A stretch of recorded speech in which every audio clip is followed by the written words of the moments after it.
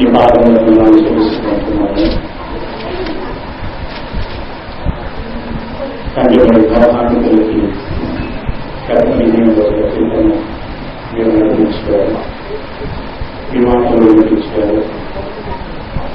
ఇప్పటి వరకు మీరు మాకు అప్పగిస్తున్నటువంటి పనులు ఆయా ప్రాంతాలలో చేయబట్టి మంచి సమయాన్ని అనుగ్రహించి మరలా ఈ దిన ఈ సాయంకాల సమయానికి అనేక ప్రతికూల పరిస్థితులు ఉన్నప్పటికీ ఆలస్యంగానే సరే మీ పిల్లలు ఉన్నటువంటి మీ గురించి మమ్మల్ని నడిపించిన గురించి కృతజ్ఞతలు చేస్తున్నట్టు మాట్లాడి ఇప్పటి వరకు మీ పిల్లలు మీ మాటలను పాటలుగా మారు మీకు స్తోత్రం చెల్లించి ఉంటున్నారు. అనేక పాటలు పాడినటువంటి పిల్లలు తండ్రి సహనం దర్శించకుండా మంచి ఓపికలను వేడుకుంటున్నాం. మాకు కావాల్సినటువంటి మంచి కార్యక్రమం ఆలోచన చూసుకుని పరిశుద్ధాత్మీయ మా అందరికీ నడిపించుకుని మా రక్షకుడు మా ప్రభుత్వ క్రీస్తు శ్రేష్టమైన నామమున ప్రార్థించి వేడుకుంటున్నాం. ఆమేన్.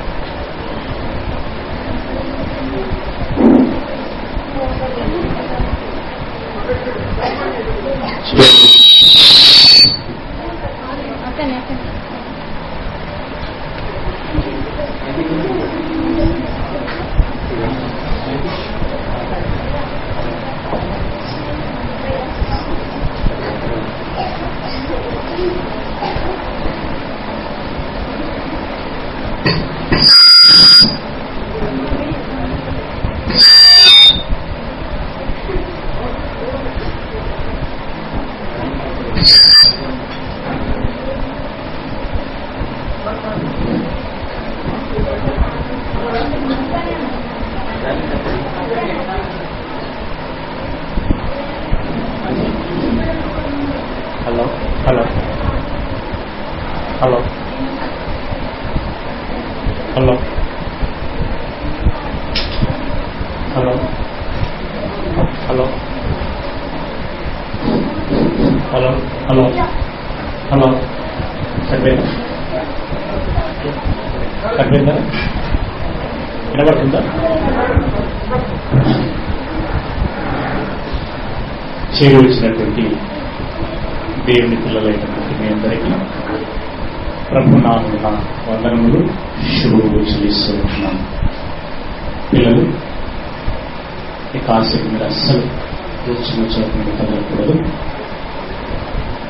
శ్రద్ధగా దేవుని మాటల్ని ఆలకించవలసిందిగా మనం చేస్తున్నాం. కమింగ్ ఈరోజు మొదటి పాఠంగా మనం నేర్చుకోబోయేటువంటి విషయం ఏంటంటే దేవుని మనస్సుని ఎరిగిన పిల్లలు ఉన్నారా? దేవుని మనస్సుని ఎరిగిన పిల్లలు ఉన్నారా? రాసుకోరా అందరూ? టైటిల్ రాసుకున్నారా? ట్యూషన్కి వెళ్తే మాస్టర్ గారు పాఠాలు చెప్పినట్టు ఎలాగైతే రాసుకుంటారో, మ్యాథ్స్ సైన్స్ సంబంధించిన సబ్జెక్ట్ ఎలాగైతే రాసుకుంటారో అలా ఏ విషయానికి కూడా విడిచిపెట్టకుండా రాసుకోవాలి. ఇంటికి వెళ్ళి మరలా పునర్విమర్శన చేసుకోవాలి. అలా బైబిల్ని బాగా మనము ధ్యానించగలగాలి. దేవుని మనసును ఎరిగిన పిల్లలు ఉన్నారా? ప్రియమైనటువంటి వారులారా, అక్కడ రాసుకోవాలి. అదే లాక్తుంది, అదే అక్కడే మగ్నం అయిపోకూడదు. మీరు అలా విలేకరులు ఎలా రాసుకుంటారు? ఇలా అడుగుతున్నా అలా రాసుకుంటా ఉంటారు. రైట్. మనమంతా మనిషిలో, మనిషి అన్న ప్రతి వాడికి ఒక మనస్సు ఉంటుంది. అదంతా రాయాల్సిన అవసరం. మీరేం చేస్తారంటే చెప్తుంది గైడ్ నేను సందర్భము చెప్తూ ఉంటున్నప్పుడు ముఖ్యంగా ఏకాగ్రతతో ప్రతి విషయం కూడా మన మెదడులో నాటుకునేటట్లుగా వినండి. మొదటి ప్రిన్సిపల్ మర్చిపోకూడదు. రెండవది, సందర్భంలో మధ్యలో ముఖ్యమైనటువంటి పాయింట్లు ఏమైనా వచ్చినప్పుడు వాటిని మాత్రం నోట్ చేస్తాం. తదుపరి రెఫరెన్స్లు చెప్పిన దగ్గర రెఫరెన్స్లు కూడా నోట్ చేస్తాం. అలా మీరు ఫాలో అవ్వండి. నేను చెప్పిందల్లా రాసుకుంటూ ఉండాలంటే అవ్వదు. ఓకే, మనమంతా మనిషిలో, మనిషి అన్న ప్రతి వాడికి ఒక మనస్సు ఉంటుంది. ఆ మనస్సుకు కొన్ని ఇష్టాలు ఉంటాయి. ఆ ఇష్టం నెరవేరితే మనకు సంతోషం, ఆనందం.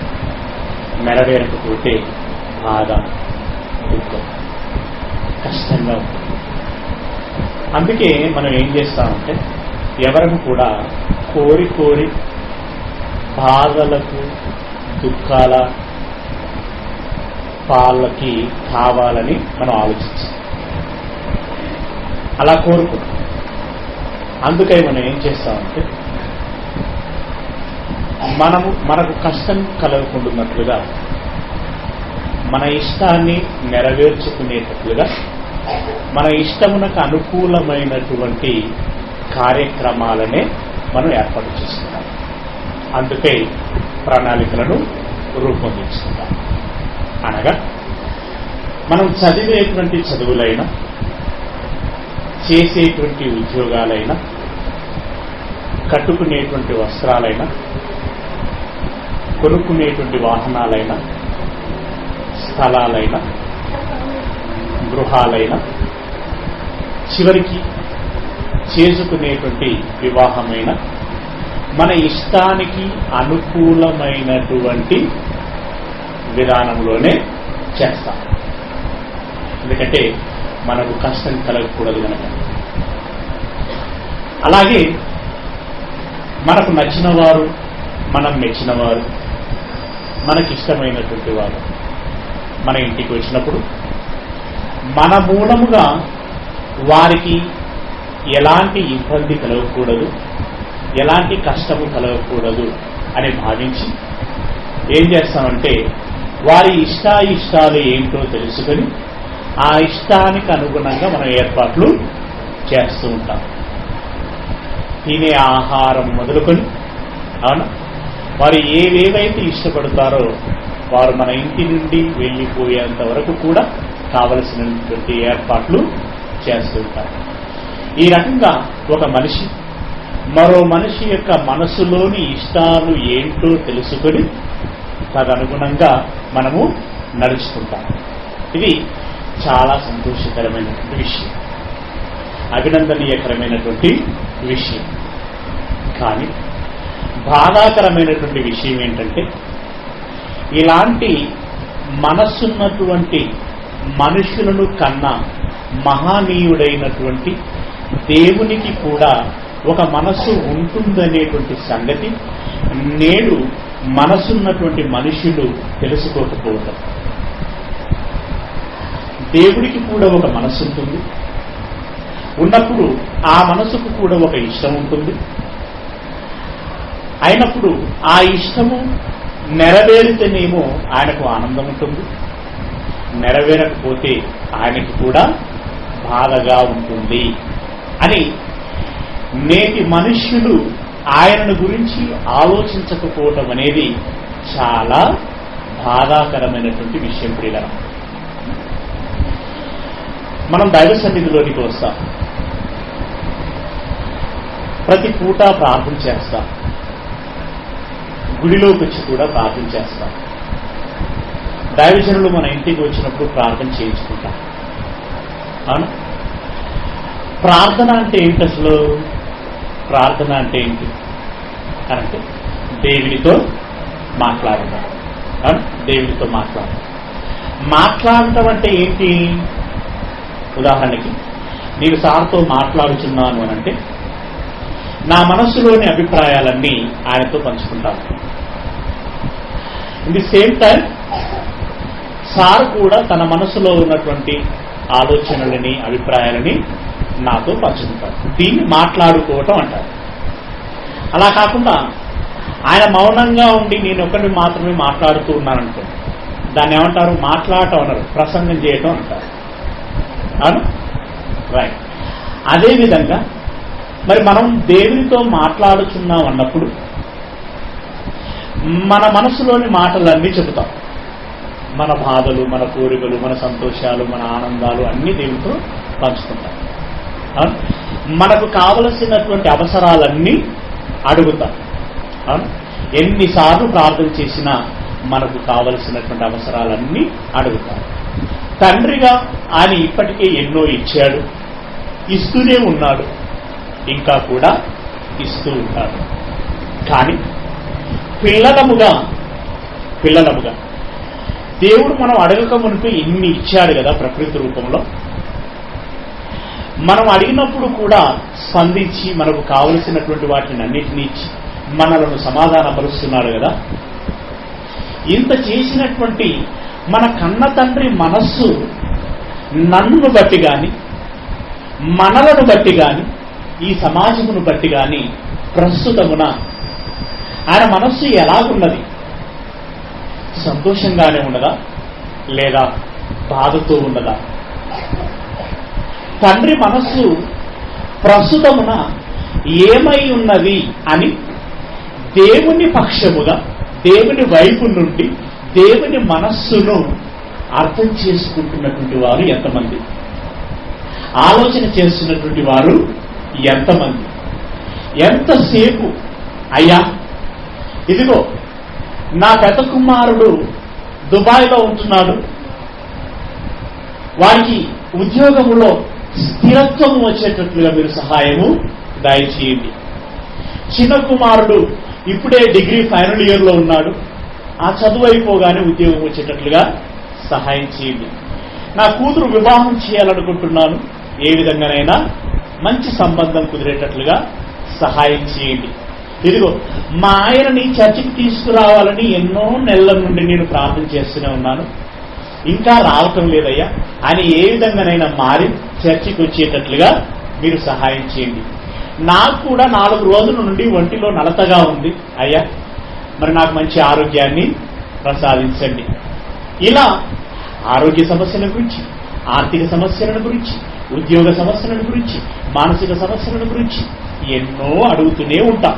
అవును, అంటే మనకు కష్టం కలిగినప్పుడు ఆ కష్టాన్ని తీర్చుమని దేవుణ్ణి అడిగి సంతోషాలను పొందుకునేటువంటి ప్రయత్నం మనం చేస్తున్నాం. కానీ అదే సమయంలో పిల్లలముగా మరి మన కన్న తండ్రి ప్రస్తుతమున సంతోషముగా ఉన్నాడా, బాధతో ఉన్నాడా అని మనము మన తండ్రి మనస్సు ఏ విధంగా ఉంది అని తెలుసుకునేటువంటి ప్రయత్నం మనం చేస్తున్నామా? చెప్పండి.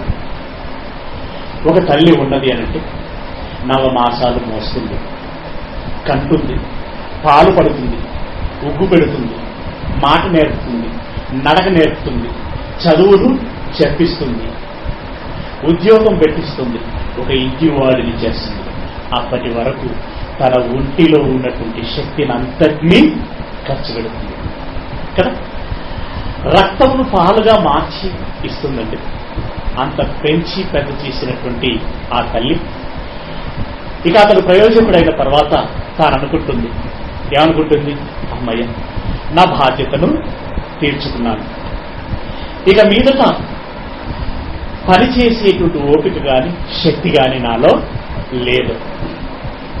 ఇన్ని రోజులు డొక్క మార్చుకొని కడుపు కట్టుకొని కాయకష్టం చేసి పైసా పోగు చేసి నా పిల్లల కోసం దారపోసాను. ఇప్పుడు ఆ పిల్లవాడు బాగా బ్రతుకుతూ సమాజంలో మంచి పేరు తెచ్చుకొని నాకు మంచి పేరును తీసుకువచ్చి నాకు ఒక ముద్ద పెడితే చాలు అని అనుకుంటుంది ఆ తల్లి. అలా అనుకోవటం ఏమైనా అన్యాయమా? అలా అనుకోవటం ఏమైనా తప్ప? కాదు కదండి, కాదు.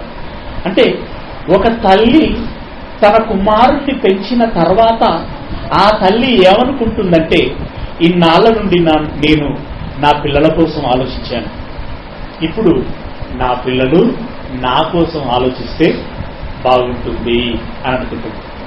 అలాగే దేవుడు మన కోసం ఇప్పటి వరకు ఎన్నో చేశాడు. మనల్ని ఎంతగా ప్రేమించాడనా? ఎంతగా ప్రేమించాడండి?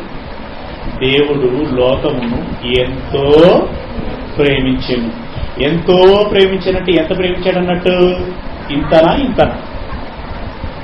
అవునా? ఎంతో అనంటే అనంతమైన. ఆ ప్రేమకు వెలకట్టలేదు. అవునా? వెలకట్టలేదు. అంతగా దేవుడు మనలను ప్రేమించాడు. అంత ప్రేమించినటువంటి మన కన్న తండ్రి మనసు ఏంటో తెలుసుకోవలసినటువంటి బాధ్యత పిల్లలముగా మనకు లేదా? ఉండకూడదా? చెప్పండి. ఆయన నుండి అన్ని పొందవలసినటువంటి వాళ్ళమే కానీ ఆయన కోసం ఆలోచించి బ్రతకవలసినటువంటి వాళ్ళం కాదా? చెప్పండి పిల్లలు. చాలా మంది అనుకుంటూ ఉంటారు, దేవునికి బాధలేంటి, దేవునికి కష్టాలేంటి, ఉంటే గింటే మనుషులకు ఉంటాయి, మనకుంటాయి. కాదు, ఆయనకు బాధలే ఉంటాయి. మనకు ఆకలి అయినప్పుడు అన్నం పెట్టేవాడు ఆయన, పెట్టినాడు ఒకనాడు. దాహం వేస్తే నీరిచ్చేవాడు ఆయన, అనారోగ్యంతో ఉంటే స్వస్థపరిచేవాడు ఆయన. అన్నింటినీ అనుగ్రహించేటువంటి వాడు ఆయన అయినప్పుడు ఆయనకి ఏమి లోటని ఆయన బాధతో ఉంటాడు. ఆకలవుతుందనా, దాహం వేస్తుందనా, వస్త్రం లేదనా, గూడు లేదనా, అనారోగ్యంతో ఉన్నాను, ఆయనకేం బాధలు ఉంటాయి అని చులకనగా తేలికగా ఆ విషయాన్ని కొట్టిపడేసి మరలా వీరి వ్యాపకాలలో వెళ్ళిపోవటమే జరుగుతుంది తప్పితే, అవును కదా? దేవుని మనస్సు ప్రస్తుతం నా విషయంలో కానీ నా సమాజము విషయంలో కానీ ఏమై ఉన్నది? సంతోషంగా ఉన్నాడా, బాధతో ఉన్నాడా అని ఆలోచించేటువంటి వారు మనకి కనబడరు. కాని పిల్లరా, ఒక తండ్రిగా ఆయన మనస్సు ఏంటో ఈ దినమున మనం తెలుసుకునేటువంటి ప్రయత్నము చేద్దాం. మనం పుట్టక మునుపు లోకం పుట్టింది. లోకమే పుట్టక మునుపు దేవునికి ఒక సంకల్పం పుట్టింది. దేవునికి ఒక సంకల్పం పుట్టింది. ఏమిటా సంకల్పము అని మనం బైబిల్ని అడిగితే బైబిల్లో ఒక చక్కని మాట రాయబడింది. ఎఫెసీలో రాసినటువంటి పత్రిక 1వ అధ్యాయం 4-6 వచనాలు. ఎఫెసీలో రాసినటువంటి పత్రిక 1వ అధ్యాయం 4-6 వచనాలు.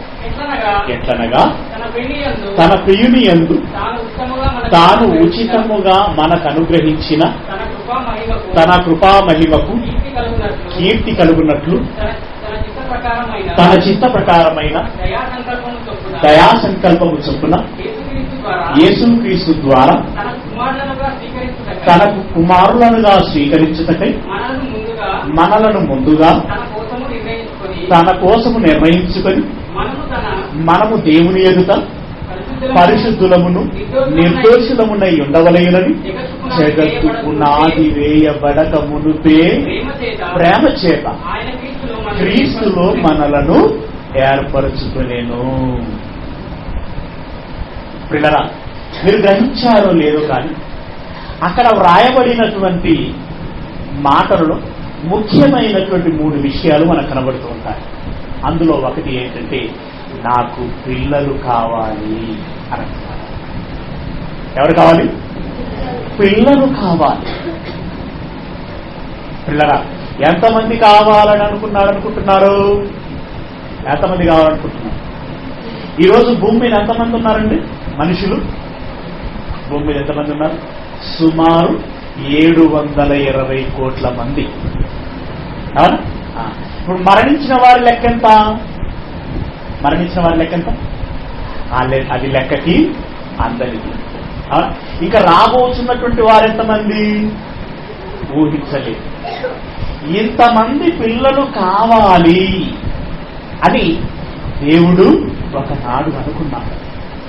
నాకు పిల్లలు కావాలి.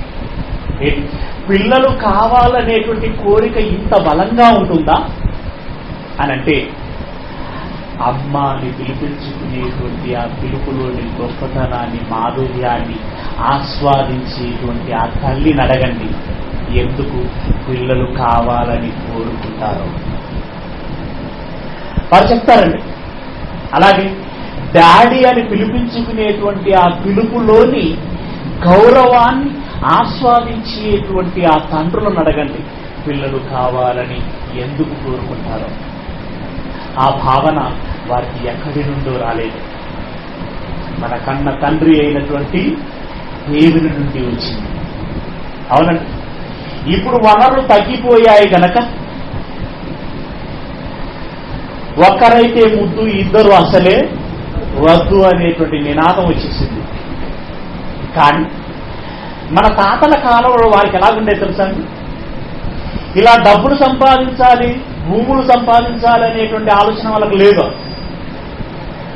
వాళ్ళకి ఏ ఆలోచన ఉండేది తెలుసా అండి? ఎంతమంది పిల్లలు ఉంటే అంత గొప్ప భాగ్యవంతులుగా, గొప్పవారుగా ఎంచుకునేటువంటి వారు. ఇప్పుడు పలకరిస్తే బ్రదర్ మీరు ఏం చేస్తారు అని అడుగుతారు. కానీ అప్పుడు ఎలా పలకరించేవారు తెలుసా? అయ్యా మీది ఏ ఊరు, మీకు ఎంతమంది పిల్లలు? అవునండి. అప్పుడు పిల్లలే ఆస్తి, పిల్లలే స్వాస్థ్యం, పిల్లలే ధనం, పిల్లలే సర్వస్వం కదా. ఆ రకంగా దేవుడండి లోకమును మనకిచ్చాడు, ఈ ప్రకృతినే మనకిచ్చాడు, దానంతటిని మనల్ని అనుభవించమన్నాడు. ఇప్పుడు మనల్ని ఏమంటున్నాడంటే, మీరు నాకు స్వాస్థ్యము అని అంటున్నాడు. అంటే మీరే నా ఆస్తి, మీరే నా సమస్తము. పిల్లరా, దేవుడిగా నాకు పిల్లలు కావాలి అని తాను కోరుకున్నటువంటి కోరిక, ఒక తండ్రిగా నాకు పిల్లలు కావాలి. రైట్. తర్వాత మాట ఏముంది? ఆ పిల్లలు నా కోసముగా ఉండాలి. నా కోసముగా ఉండాలి అంటే దాని అర్థం ఏంటి అనంటే, నా పిల్లలు నా మనస్సును ఎరిగి నా ఇష్టమేంటో తెలుసుకొని ఆ ఇష్టాన్ని నెరవేర్చి నన్ను సంతోషపరిచేటువంటి పిల్లలుగా ఉండాలి. ఏ తండ్రైనా, ఏ తల్లైనా తన పిల్లల విషయంలో అలాగే ఆలోచిస్తారు కదండి. నా పిల్లలు నన్ను అర్థం చేసుకోగలగాలి. పిల్లల తండ్రిగా తాను కూడా మనకి ఎంతో చేసి ఏమని కోరుకుంటున్నాడు అనంటే, ఇదిగో నా మనస్సు ఏంటో వారికి అర్థం కావాలి, నా మనస్సులోని ఇష్టం ఏంటో వారికి తెలియాలి, దాన్ని నెరవేర్చి నన్ను సంతోషపరిచేవారుగా వారు ఉండాలి అనుకుంటున్నారు. రైట్. ఇక మూడో విషయం ఏంటంటే, వారు పరిశుద్ధులను నిర్దోషులునై ఉండాలి. అంటే దాని అర్థం ఏంటి? పరిశుద్ధులను నిర్దోషులునై ఉండాలి అని అంటే, ఈ లోక మాలిన్యం అంటించుకునకుండా, ఇదిగో నేను వెలుగై ఉన్నాను గనక నా పిల్లలను వెలుగై ఉండాలి, నేను పరిశుద్ధులను గనక నా పిల్లలను పరిశుద్ధులుగా ఉండాలి. ఆ రకంగా లోక మాలిన్యం అంటించుకునకుండా తండ్రికి తగినటువంటి తనయులుగా వారుండి నాకు మంచి పేరును, మంచి గౌరవాన్ని తీసుకొచ్చేటువంటి వారుగా ఉండాలి. ఇప్పుడు చెప్పండి, ఏమేమనుకున్నాడు? 3 విషయాలు ఇప్పుడు చెప్పాను. మొదటిది ఏంటిది? నాకు పిల్లలు కావాలి. రైట్. రెండవది, ఆ పిల్లలు నా కోసముగా ఉండాలి అని అంటున్నాడు. రైట్. మూడవది వారు పరిశుద్ధులను నిర్దోషులై ఉండాలి అని ఎప్పుడు అనుకున్నాడట? జగత్తు పునాది వేయబడక మునుపు. జగత్ అంటే ఈ ప్రకృతి, భూమి, గాలి, నీరు, సూర్యుడు, చంద్రుడు, నక్షత్రాలు ఇవన్నీ ఉన్నాయి కదా, ఇవి పుట్టక మునుపు. ఇంతకీ ప్రకృతి ఎప్పుడు పుట్టింది? సుమారు 1500 కోట్ల సంవత్సరాల క్రితం. అవునండి. ఈ లోకం పుట్టి, ఈ నేల పుట్టి 1500 కోట్ల సంవత్సరాలు సుమారు. మరి ఈ లోకం పుట్టక నువ్వే దేవుడికో తలంపు పుట్టింది. ఏమని? పిల్లలు కావాలని. పిల్లల అలనాడు ఆయన అనుకుంటే ఈరోజు మనం పుట్టి ఉన్నాం, బ్రతుకుతున్నాం, మనకు పేరుకి ఉన్నది. రైట్. ఇప్పుడు ఆయన అనుకున్నటువంటి ఉద్దేశాలు మీరు చాలా జాగ్రత్తగా గమనించండి.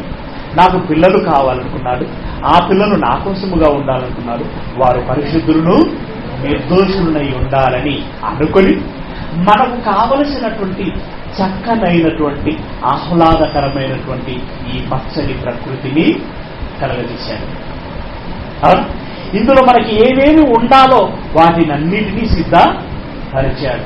అయ్యో ఫలానిది లేదే అని అనుకునేటువంటి పరిస్థితి లేకుండా చేశాడు. ఇంత చక్కటి లోకాన్ని కలగజేసి అందున ఆది మానవుడైనటువంటి ఆదాముకు జన్మనిచ్చాడు. అంతేనా? రైట్. చాలా జాగ్రత్తగా ఆలోచించండి. తాను ముందుగా కలిగినటువంటి ఆశ లేదా ఆశయం ఏంటది? పిల్లలు కావాలి. ఆ పిల్లలు నా మనస్సు మెరిగి నా ఇష్టం ఏంటో తెలుసు, నా మనస్సులోని ఇష్టం ఏంటో తెలుసుకొని దాన్ని నెరవేర్చి నన్ను సంతోషపరిచేటువంటి వారుగా ఉండాలి. అది పరిశుద్ధంగా నిర్దోషంగా ఉంటూ సమాజానికి హితకరమైన వారుగా, నాకు మంచి మహిమను తీసుకొచ్చేటువంటి వారుగా వారు ఉండాలని అలనాడు ఆయన అనుకొని ఇదిగో వెలకట్టలేనటువంటి ఈ విశాలమైనటువంటి ప్రకృతిని కలగజేశాడు. చూడండి, దీనిలో ఆయన గొప్ప సంకల్పము కనబడుతున్నది. ఆ సంకల్పాన్ని నెరవేర్చుకోవటానికి ఆయన ఒక పెద్ద ప్రణాళికని రూపొందించినట్టుగా మనకి ఏర్పడుతుంది. ఆయన ప్రణాళిక ఆషామాషిది కాదండి. మనం చేసేటువంటి చిన్న చితకా పనుల లాంటిది కాదు. ఒక ప్రకృతిని కలగజేయటం అంటే ఎంత పెద్ద ప్రణాళిక వచ్చిందో ఒకసారి ఆలోచించండి. ఒక ప్రకృతిని కలగజేయటం అంటే అవును పిల్లరా, ఇంత విశాలమైనటువంటి నేల, మనకు కావలసినంత నీరు, కావలసినంత గాలి, కావలసినంత ఉష్ణం, కావలసినంత వెలుతురు, ఏమంటే ఋతువులను కలగజేసి చంద్రుడు, కాకులను కలగజేసే నక్షత్రాలు, వీటినన్నిటిని కలగజేసి నడిపిస్తున్నాడు అంటే దీని వెనకాల దేవుని యొక్క గొప్ప ప్రణాళిక దాగి ఉన్నది. గొప్ప ప్రణాళిక దాగి ఉన్నది. పిల్లరా, ఆ ప్రణాళికలో ఇంకా ఏంటంటే ఇదిగో నాకు అనేకులైనటువంటి పిల్లలు కావాలి అనే ఆశయము కలిగి ఉన్నారు కదా. ఆ ఆశయంతో ఈ ప్రకృతిని కలగజేసి ఆది మానవుడైనటువంటి ఆదాము జన్మనిచ్చాడు. జన్మనిచ్చిన తర్వాత పిల్లరా మీరు ఆలోచించండి, ఆయన ఏ ఆశయముతోటైతే ఈ ప్రకృతిని కలగజేసి అందున ఆదాముకు జన్మనిచ్చాడో ఆ ఆదాము విషయంలో దేవుని యొక్క ఆశ లేదా ఆశయము సఫలమైందా విఫలమైందా?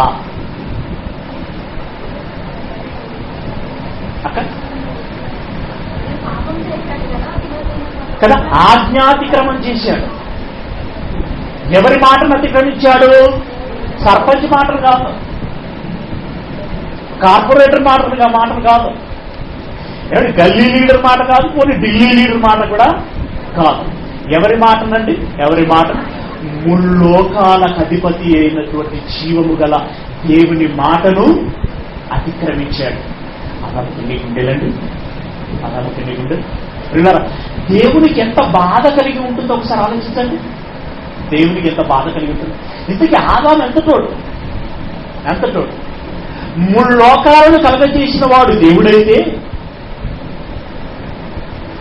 ఆరిన నేల ఒక వంతు, అందున ఆసియా ఖండం చిన్నది, అందులో టర్కీ దేశం మరీ చిన్నది, ఆ టర్కీ దేశంలో యూఫ్రటీస్ నది ఒడ్డున ఏదైనా తోట, మరీ చిన్నది.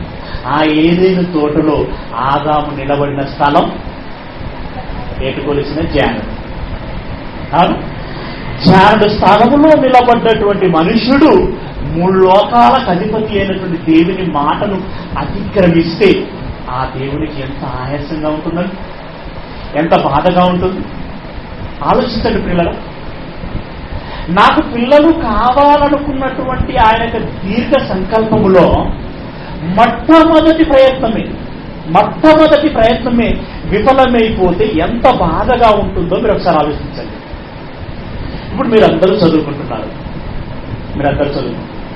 ఉద్యోగము చేయటం ఇష్టం లేక ఉద్యోగం రాక ఏదో వ్యాపారం చేసుకుందామని అనుకున్నారు. అనుకొని ఏం చేశారు అనంటే, ఎదుగో మీ తల్లిదండ్రులను అడిగో, లేదా లోన్లు తీసుకుని అప్పులు చేసి పైసా పోగు చేసి ఒక వ్యాపారాన్ని ప్రారంభిస్తారు. అప్పుడు ఎలా ఉంటుంది? మనకి వ్యాపారంలో లాభాలు రావాలని ఉంటుందా? నష్టాలు వచ్చినా పర్వాలేదులే అని అనుకుంటాము. లాభాలే రావాలి, అప్పులే తీరాలి. అవునా? ఇంటిలో ఏ వస్తువులనైతే కుదువు పెట్టామో మరలా వాటిని అన్నింటినీ సమకూర్చుకోవాలి, మళ్ళీ ఇంటిల్లి పాది సంతోషంగా ఉండాలి అని లాభాల కోసం ఎదురు చూస్తారు. అలా వ్యాపారం చేసేటువంటి ప్రతి వారు నెలకొకసారో 3 నెలలకొకసారో లెక్కలని చూసుకుంటూ ఉంటారు. అలా మొట్టమొదటి ప్రయత్నముగా లెక్క చూసుకున్నప్పుడు లాభానికి బదులుగా అతనికి నష్టాలు వచ్చాయనుకోండి. అప్పుడు ఆయన మనస్సు ఎలాగుంటుందంటే, ఆయన బాధ ఎలా ఉంటుంది చెప్పండి? ఆ బాధ వర్ణనాతీతం. ఎందుకంటే లాభాలు రాకపోగా మరిన్ని నష్టాలు వచ్చాయి. ఇప్పుడు అప్పుల వాడికి ఏం చెప్పాలి? కుదువ పెట్టినటువంటి వస్తువుల పరిస్థితి ఏంటి? ఇక తినడానికి ఏముంది? అటు భార్య బాధపడుతుంది, ఇటు పిల్లలకి అవసరాలు తీరం. అయ్యో ఎలారా అని వారు నెత్తి పట్టుకుని ఏడుస్తూ ఉంటారు, రోధిస్తూ ఉంటారు. ఆ బాధ వర్ణాతీతం అండి. ఒక చిన్న వ్యాపారం విషయంలోనే నష్టం వచ్చినప్పుడు మనిషిగా ఇంత బాధపడిపోతారే. మరి అలాంటప్పుడు దేవుని యొక్క ఈ సుదీర్ఘ ప్రణాళికలో మొట్టమొదటి మనుష్యుడే ఆజ్ఞాతిక్రమం చేసి దేవుని యొక్క ఆశయాన్ని విఫలము చేసినప్పుడు దేవుడు ఎంతగా బాధపడి ఉంటాడో మీరు ఒకసారి ఆలోచించండి. ఆ బాధ అండి మనం ఊహించలేనంత బాధ. దాన్ని వర్ణించలేమండి మనం. వర్ణనాతీతమైనటువంటి బాధ. అంటే మొట్టమొదటి మనిషినితో దేవునికి కలిగింది బాధే కానీ సంతోషమేమీ లేదు. రైట్. మొట్టమొదటి ప్రయత్నమే విఫలమైపోయింది. బాధపడ్డాడు, నిగ్రహించుకున్నాడు. సరే అని రెండవ ప్రయత్నాన్ని ప్రారంభించాడు. ఇప్పుడు రెండవ కుమారునికి, శరీరము కలిగిన రెండవ కుమారునికి జన్మనిచ్చాడు. ఆయన పేరేం పేరు? రెండవ కుమారుని పేరేం పేరు చెప్పండి? కయీన్. గుడ్. రెండవ కుమారుని పేరు కయీన్. రైట్. ఆదాము విషయంలో ఎలాగూ విఫలమైపోయింది కదా. కనీసం మరి కయీను విషయంలోనైనా సఫలమైందా?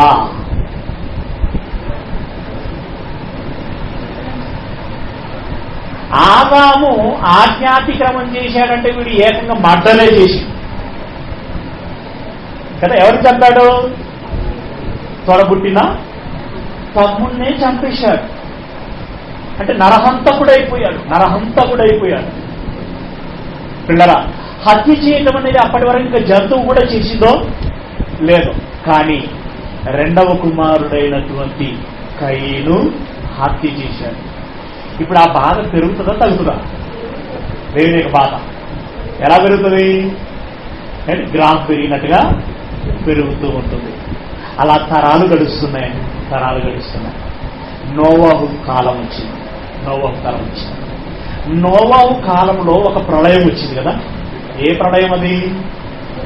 జల ప్రళయం. జలప్రళయం. ఎందుకు వచ్చినట్లు ఇంతకీ జలప్రళయము? జలప్రళయం ఎందుకు వచ్చిందండి పిల్లరా? నోవాహు కాలములో ఉన్నటువంటి తరం అంతా కూడా పాడైపోయిందంటే పాపముతో నిండిపోయింది. మీరు బాగా ఆలోచించండి. నిన్నటి పిండి నీటిలో కలిపిన తర్వాత, ముద్ద చేసిన తర్వాత నిన్నటి పిండి ఈ రోజు వరకు ఉన్నదనుకోండి, అది ఏమవుతుంది? పులిసిపోతుంది కదా, పులిసిపోతుంది. పులిసిపోయినటువంటి ఆ పిండిని ఈ కొత్త పిండిలో కలిపామనుకోండి, కొత్త పిండి కూడా ఏమవుతుంది? పాడైపోతుంది. కనీసం ఈ కొత్త పిండి పాడైపోకుండా ఉండాలంటే పులిసినటువంటి ఆ పాత పిండిని ఏం చేయాలి? పడేయాలి. పడేయాలి. పిల్లరా, ఆనాడు నోవాహు కాలంలోని ఆ తరములోని ప్రజలందరూ కూడా పులిసిన పిండి వలె పాడైపోయారండి. పాడైపోయినటువంటి వారిని బట్టి ఇదిగో కొత్త పిండి లాంటి ముక్కు పచ్చలారనటువంటి ఈ చిన్ని పిల్లలు పాడైపోకూడదని దేవుడు ఏం చేశాడు అంటే, ఇదిగో పులిసిన పిండి లాంటి మాదిరైనటువంటి ఆ జనాంగాన్ని నాశనము చేశాడు. లేదంటే ఈ పిల్లలు పాడైపోతారు. అవును కదండి. ఇప్పుడు ఈ చిన్ని పిల్లలండి, ఈ చిన్ని పిల్లలు రేపొద్దున ప్రయోజకులు అవ్వాలన్నా, నిష్ప్రయోజకులు అవ్వాలన్నా, మంచివారు అవ్వాలన్నా, చెడ్డవారు అవ్వాలన్నా వారి మీద ఎవరి ప్రభావం ఉంటుంది? పెద్దవారైనటువంటి మన ప్రభావమే ఉంటుంది. మనం మంచి చేస్తే మన నుండి వారు మంచి నేర్చుకుంటారు. మనం చెడు చేస్తే మన నుండి వారు చెడు నేర్చుకుంటారు. అవునా? మరి మనం టీవీలో మనం కొన్ని ప్రోగ్రాంలు చూస్తూ ఉంటాం. అందులో మంచివి ఉంటవి, చెడ్డవి ఉంటవి. చెడ్డవి మనం చూస్తున్నప్పుడు మనతో పాటుగా వారు కూడా చెడ్డవి చూస్తారు. చూసిన పిల్లలు ఏంటండి, చిన్న పిల్లలండి, ఇలా చూడగానే అలాగా నేర్చేసుకుంటారు. ఇలా చూడగానే అలా నేర్చేసుకుంటారు. నేర్చుకున్నది అలా చేయాలని వారు కూడా తొందరపడుతూ ఉంటారు. అంటే ఒక చిన్న పిల్లల మీద ఈ సమాజం యొక్క ప్రభావము ఉంటుంది. కుటుంబ సభ్యుల ప్రభావం ఉంటుంది, ఇరుగు పొరుగు గృహస్థుల ప్రభావం ఉంటుంది, బంధువుల ప్రభావం ఉంటుంది, స్నేహితుల ప్రభావం ఉంటుంది, ఈ మీడియా ప్రభావము ఉంటుంది. ఇలా అన్ని వర్గాల యొక్క ప్రభావం వారి మీద ఉంటుంది. అయినప్పుడు మరి ఈ సమాజం అంతా చెడిపోయింది అని అనుకున్నప్పుడు, మరి రాబోయేటువంటి సమాజమైనా బాగుండాలి అని అనుకుంటే ఈ చెడిపోయినటువంటి పులిసిన పిండి మాదిరి సమాజాన్ని ఏం చేయాలి? పడేయాలి. దేవుడు చేసింది అదే. అప్పుడు ఏం చేశాడు? మీరు బాగా ఆలోచించండి. నోవాహు కాలంలో దేవుడు ఎంతగా బాధపడిపోయాడు అంటే చూడండి, ఆది కాండము 6వ అధ్యాయము 5వ వచనములో మనం చూడగలిగినట్లయితే దేవుడు తన పిల్లలను బట్టి పడినటువంటి బాధ అక్కడ మనకు కనబడుతుంది. ఒకసారి చూడండి, 6వ అధ్యాయం 5వ వచనం. నరుల చెడుతనము భూమి మీద గొప్పది అని అన్నాడు. నరుల చెడుతనము భూమి మీద గొప్పది అన్నాడు. ఏంటంటే చెడుతనం గొప్పది ఏంటి? కన్ఫ్యూజన్ గా ఉంది కదా. చెడుతనం గొప్పది ఏంటి? మంచి గొప్పది అని అనాలి. మదర్ తెరిసా గొప్పది అని అనాలి, బాగుంటుంది. కానీ చెడుతనము గొప్పది అని అంటాడేంటి అంటే పిల్లరా, దాని అర్థం ఏంటంటే మంచిని గుర్తించేవాడు లేడు, మంచిని ప్రోత్సహించేవాడు లేడు, మంచివాడిని గౌరవించేవాడు లేడు. అవునండి. మంచివాడంటే మనకు తెలిసి ఎలా ఉంటాడు చెప్పండి? మంచివాడంటే ఎలా ఉంటాడు? మంచివాడంటే తన పనేదో తాను చేసుకుంటూ, తనకు కలిగిన గుక్కెడు తాను తింటూ, తనకు చేతనైతే ఇతరులకు సహాయం చేస్తాడు, లేదంటే తన మానాన తాను ఉంటాడు.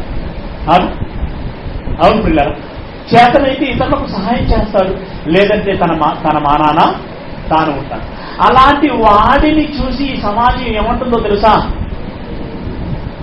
అలాంటి వాడిని చూసి ఈ సమాజం ఏమంటుందో, వాడికి ఒక మంచి బిరుదు ఇస్తారు. వీళ్ళు ఎలాంటి బిరుదో తెలుసా? మరి వాడిని పిలుస్తావేంట్రా, వాడు వచ్చి అమాయకుడు, ఎక్కడికి వచ్చేటోడు కాదు, ఎక్కడికి పోయేటోడు కాదు, తినేటోడు కాదు, తాగేటోడు కాదు, ఆడేటోడు కాదు, పాడేటోడు కాదు, నలుగురిలోకి వచ్చేటోడు కాదు. అంటే పిల్లరా, అంటే వీళ్ళ ఉద్దేశం ఏంటంటే నలుగురిలోకి రావాలి, నలుగురితో పాటుగా తినాలి, త్రాగాలి, ఆడాలి, పాడాలి, చిందులేయాలి. అలా సమాజంలో ఆర్భాటముతో హంగులతో ఎవరైతే చేస్తూ ముందుకు వెళ్తారో వాళ్ళ దృష్టిలో వాళ్ళు గొప్పవారు.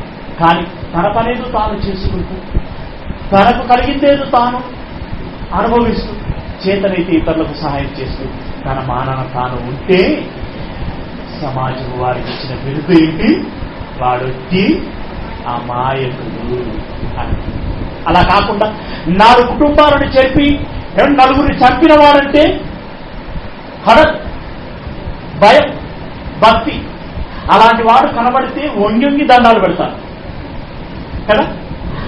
అదే ఈ మంచివాడు కనబడితే వాడిని చూసినా చూడనట్టే వెళ్ళిపోతా ఉంటారు కదా. సమాజంలో చూస్తారేమో. గనులను దోచినటువంటి గాలి జనార్దన్ రెడ్డి ఉన్నాడే, అతడు కారులో దిగుతుంటేనండి ముందట ఒక ఐపీఎస్, వెనకాల ఒక ఐఏఎస్. కారు ఆగగానే వారు ధనాధను వచ్చి కార్ డోర్లు ఓపెన్ చేసి సలాం చేసి గులాంగిరి చేస్తారు కదా. అంటే చూడండి, ఇంతకీ గాలి జనార్దన్ రెడ్డి ఎవరు? ఓ దొంగ కదా, గనులను దోచిన దొంగ. దొంగకండి ఒక ప్రభుత్వ అధికారులు ఏం చేస్తున్నారు? సలాము కొడుతున్నారు.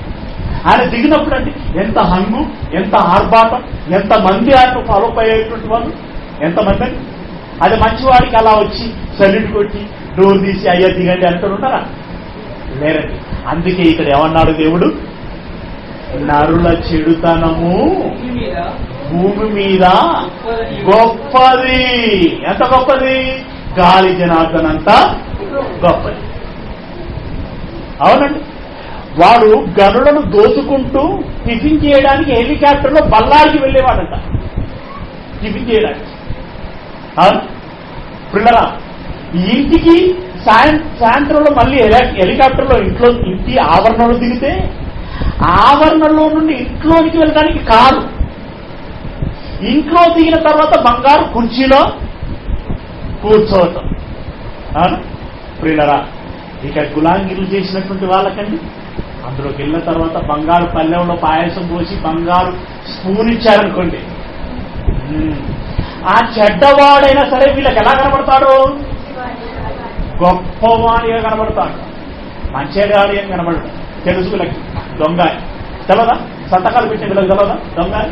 కానీ దొంగతనం కూడా ఎంత గొప్పగా చేస్తున్నాడో అనుకుంటారన్నమాట.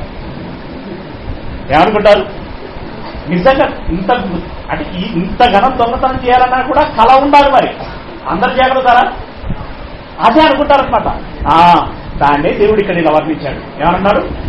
భూమి మీద నరుల చెడుతనము గొప్పదనియు వారి హృదయం యొక్క తలంపులలోని ఊహ అంతయు ఎల్లప్పుడూ కేవలము చెడ్డది. మనుషులలోని ఆలోచన ఉంటుంది కదండి, ఆ ఆలోచన ఎప్పుడు చెడ్డ ఆలోచనలు వస్తాయి తప్పితే వారికి మంచి ఆలోచనలు రావు. మంచి ఆలోచనలు రావు. ఎలాంటి ఆలోచనలు వస్తుంటాయి? ఉదయం లేవగానే ఈరోజు ఎవడి నెత్తిలో చేయబడదాం, ఎవడిని ఎలా దోచుకుందాం, ఎవడిది ఎలా కబ్జా చేద్దాం, ఎవరిది ఎలా పోగు చేసుకుందాం అనేటువంటి ఈ కుట్రలు, కుతంత్రాలు, ఈర్షలు, ద్వేషాలు. కాకపోతే మంచి ఆలోచనలు వారికి రావు.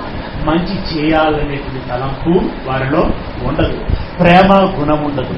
సుహృద్భావం ఉండదు. ఆపదల్లో ఉన్నటువంటి వాడిని ఆదుకుందామని అనుకోరు. ఆకలైనటువంటి వాడికి అన్నం పెట్టు అని అన్నాడు. మనం ఎంతమంది సిద్ధంగా ఉన్నాం చెప్పండి? ఒక పూట పెడతామా అంటే రెండవ పూట వచ్చేసరికి ఇంకా ఇంటే ఉన్నాడు కదా అనుకుంటా. మూడో పూట వచ్చేసరికి ఇక్కడ ఉంటే మళ్ళీ పెట్టవలసి వస్తుందేమని చెప్పి ఇంటికి తాళం వేసుకొని మనమే ఏటండి. అవును కదా. పిల్లల రోగంతో ఉన్నటువంటి వారిని పరామర్శించుము అన్నాడు. అంటే అవసరమైతే నీ జేబులోని డబ్బుని ఖర్చు చేసి అతనికి ట్రీట్మెంట్ ని ఇప్పించు అన్నాడు. ఎంతమంది జాగ్రత్త చెప్పండి.